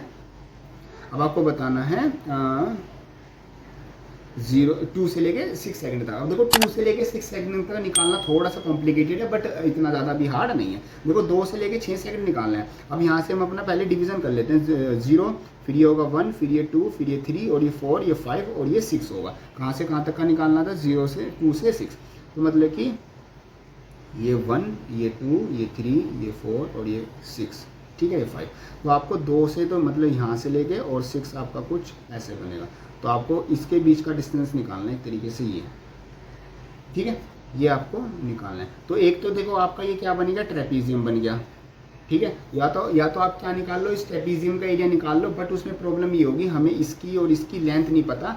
ये तो पता है, ये भी निकाल लेंगे, ये भी निकाल लेंगे, बट ये नहीं पता, तो यहाँ से थोड़ी प्रॉब्लम आ जाएगी। बट ट्रेपीजियम भी नहीं बन रहा प्रॉपर, ना भाई ट्रेपीजियम नहीं बन रहा है, तो ट्रेपीजियम नहीं ले सकते। तो हम इसमें देखो क्या कर सकते हैं, आपको सिंपल दिख रहा है ये 5 तक, तो ये आपका डायरेक्ट ये सीधा जा रहा है, ठीक है। तो यहाँ से लेके यहाँ तक तो आप डिस्टेंस निकाल ही सकते हो। ये तो आप एरिया निकाल ही लोगे, इतना एरिया ये वाला, ये क्या बन गया, ये तो आपका ट्रेपीजियम ही बन गया ना। तो ये वाला आप डिस्टेंस निकाल लोगे। फिर आपको nth सेकंड मतलब कि 6 सेकंड का डिस्टेंस निकालना है। तो उसको तो मान लो S1 डिस्टेंस और इसको इधर वाले को मान लो S2 डिस्टेंस। पहले तो आप अपना S1 निकाल लोगे। S1 क्या निकाल लोगे, 2 से लेके अपना 5 तक आपका ये ट्रेपीजियम बनना है। डायरेक्ट आपकी वैल्यू निकाल यहाँ से लोगे। आपको ये पता है, ये पता है, ये दोनों वैल्यूज आप रख के साइड वैल्यू निकालोगे। फिर S2 कैसे निकालोगे, S2 आपको nth सेकंड में निकालना है। तो nth सेकंड का आपका फॉर्मूला वही होता है आपका S nth is equal to 2n minus का 1 u बाय 2। एक सेकेंड दिया, हाँ रुको एक सेकेंड, इसमें भी कर लेते हैं, हम सही जा रहे हैं ना। हाँ वही, पहले हम डिस्टेंस निकाल लेंगे, फिर हम अपना nth सेकंड के लिए निकाल लेंगे। वही अपना S फॉर्मूला होता है ut प्लस ये वाला नहीं, कहाँ गया वो वाला फॉर्मूला, नहीं यूज़ कर रहे क्या हम, करना तो चाहिए वो वाला। हाँ उसी फॉर्मूले से निकलेगा आपका। अपना पहले S1 डिस्टेंस निकालोगे, फिर अपना S2 डिस्टेंस निकालोगे। इस तरीके से आपका वैल्यू आ जाएगी। 0 से लेके 10 तक आपका डायरेक्ट निकल जाएगा। 2 से लेके 6 तक आप पहले 2 से लेके, या तो आप ऐसा भी कर सकते हो, ठीक है, यहाँ पर अपना आप ऐसा भी कर सकते हो कि आपको कहाँ से निकालना है, 2 से लेके 6 तक का निकालना है। तो 2 से लेके 6 तक का 0 से लेके आपके पास 6 तक का निकालना है। तो आपको यहाँ तक का निकालना है, ठीक है। ये एरिया मैं आपको अच्छे से समझा देता हूँ। तो आप पहले क्या करो, ये 1 2 3 4 5 और 6, ठीक है, 1 2 3 4। आप क्या करो, आपको 2 से निकालना है। तो आप पहले 1 से लेके क्या निकाल लो, पूरा 5 तक का निकाल लो, क्योंकि 5 तक का निकालना ईजी है। 1 से लेके 5 तक का निकाल लो और उसमें ये वाला क्या कर दो, माइनस कर दो, ठीक है, 1th सेकंड का माइनस कर दो, तो आपके पास ये निकल जाएगा। फिर आप 6th सेकंड का निकाल लेना और इन दोनों को क्या कर देना, प्लस कर देना। इस तरीके से आपका ये क्वेश्चन हो जाएगा। क्लियर है। बाकी एक बार आप ये सोल्यूशन देख सकते हो, यहाँ से आपको और आइडिया हो जाएगा। बाकी जैसे मैंने बताया उसी मेथड से होगा, आप एक बार ट्राई करके देखना। चलो आई थिंक ये लास्ट क्वेश्चन आता है। उसने बोला the velocity time graph of the particle motion, 1 dimensional motion आपको दे रखा है। ये आपका कुछ इस तरीके से मोशन आता है, तो यूनिफॉर्म मोशन नहीं हो रहा है और स्ट्रेट लाइन मोशन भी, स्ट्रेट लाइन ग्राफ नहीं आ रहा है। उसने बोला कि कौन सा फॉर्मूला आपका करेक्ट होगा। तो फॉर्मूले देखो यहाँ पर आपके एक तरीके से आप क्या कर लोगे, सारे फॉर्मूले लगा के देख लोगे। वैसे तो थोड़ा याद करने वाला ही है। यहाँ पर आप क्या करके देखोगे, यहाँ पर सिंपल लिखा हुआ है कि the correct formula describing the motion is CDF। जो CDF है मतलब कि जो ये वाला C D और F, ये A B C, ये C D और F, ये वाले जो 3 फॉर्मूले हैं, ये 3 आपके क्या है, सही है। क्यों, द गिवन ग्राफ है नॉन यूनिफॉर्म स्लोप, ग्राफ का आपका क्या है, नॉन यूनिफॉर्म स्लोप है, साफ दिख रहा है, ठीक है। Hence the formula A B C E can not describe the motion of the particle. जो A B C का है वो डिस्क्राइब नहीं करेंगे, A B और C। क्यों, क्योंकि इसमें टाइम और एक्स एक्सिस को एक लीनियर मोशन में शो कर रखा है, ठीक है। ओनली द रिलेशन, ये आपके रिलेशन करेक्ट होंगे मोशन के। तो इस तरीके से आपका ये क्या आ जाता है, पूरा चैप्टर आ जाता है। इसको एक जस्ट अ सेकंड, हाँ जी। इस तरीके से आपका जो क्लास 11 फिजिक्स का जो चैप्टर सेकंड आ जाता है स्ट्रेट लाइन मोशन, उसके एनसीईआरटी के सॉल्यूशन आपको इस तरीके से आ जाते हैं। आई होप आपके सारे सॉल्यूशन समझ में आ गए होंगे। अभी भी अगर आपका कोई डाउट आता है तो आप उसको कमेंट बॉक्स में लिख सकते हो। बाकी एक बार वीडियो को आप रिपीट में देख लेना, आपको सारी चीजें क्लियर हो जाएंगी, क्योंकि मैंने जहां पर आपको ज्यादा समझाने का वहां पर समझाया ये चीज, जहां पर आप समझ जाओगे खुद वो मैंने आपके लिए छोड़ रखा है। बाकी इन क्वेश्चन की आप ज्यादा से ज्यादा प्रैक्टिस करना, जो एग्जामिनेशन पॉइंट ऑफ व्यू से एनसीईआरटी के क्वेश्चन भी काफी इंपॉर्टेंट होते हैं। बाकी एनसीईआरटी क्वेश्चन करने से आपके जो कंसेप्ट है वो भी अच्छे से बिल्डअप हो जाते हैं, और जो चीजें हैं वो आपको नई नई चीजें सीखने को मिलती है। बट ये एनसीईआरटी के सॉल्यूशन करने से पहले जो हमारी जो न्यूमेरिकल की सीरीज है, जहां पर मैंने आपको टाइप वाइज न्यूमेरिकल करा रखे हैं, आप वो जरूर कर लेना एक बार। उससे आपको पता चल जाएगा कि इस चैप्टर में कौन कौन से कंसेप्ट से कितने टाइप के न्यूमेरिकल आते हैं और वो किस किस तरीके से आपको सॉल्व करने हैं। तो आपको थोड़ा कॉन्फिडेंस भी बिल्डअप हो जाएगा और आपको पूरे चैप्टर का क्या हो जाएगा, आइडिया हो जाएगा। तो इस तरीके से हमारा पूरा चैप्टर आ जाता है। ठीक है पॉइंट। वीडियो हेल्पफुल लगे तो उसको लाइक जरूर कर देना, एंड यस चैनल पर आपके लिए काफी हेल्पफुल कंटेंट पहले से अपलोडेड है, तो वो आप जरूर मतलब कि चेकआउट कर लेना। बाकी आपका कोई भी डाउट आता है मेरे को इंस्टाग्राम पर मैसेज कर देना, या जहां पर भी आप मेरे से कॉन्टैक्ट कर सकते हो, व्हाट्सएप टेलीग्राम में जो भी आपके पास लिंक है, सब चीजों के लिंक डिस्क्रिप्शन में मैं डाल दूंगा, हर एक वीडियोज और जो भी आपके सोशल मीडिया कॉन्टैक्ट है वहां पर मैं आप मेरे से कनेक्ट कर लेना। ये वाली वीडियो हेल्पफुल लगे तो उसको लाइक जरूर कर देना, एंड यस जाते वक्त चैनल को सब्सक्राइब जरूर कर देना। मिलते हैं अपनी नेक्स्ट वीडियो में, तब तक के लिए थैंक यू।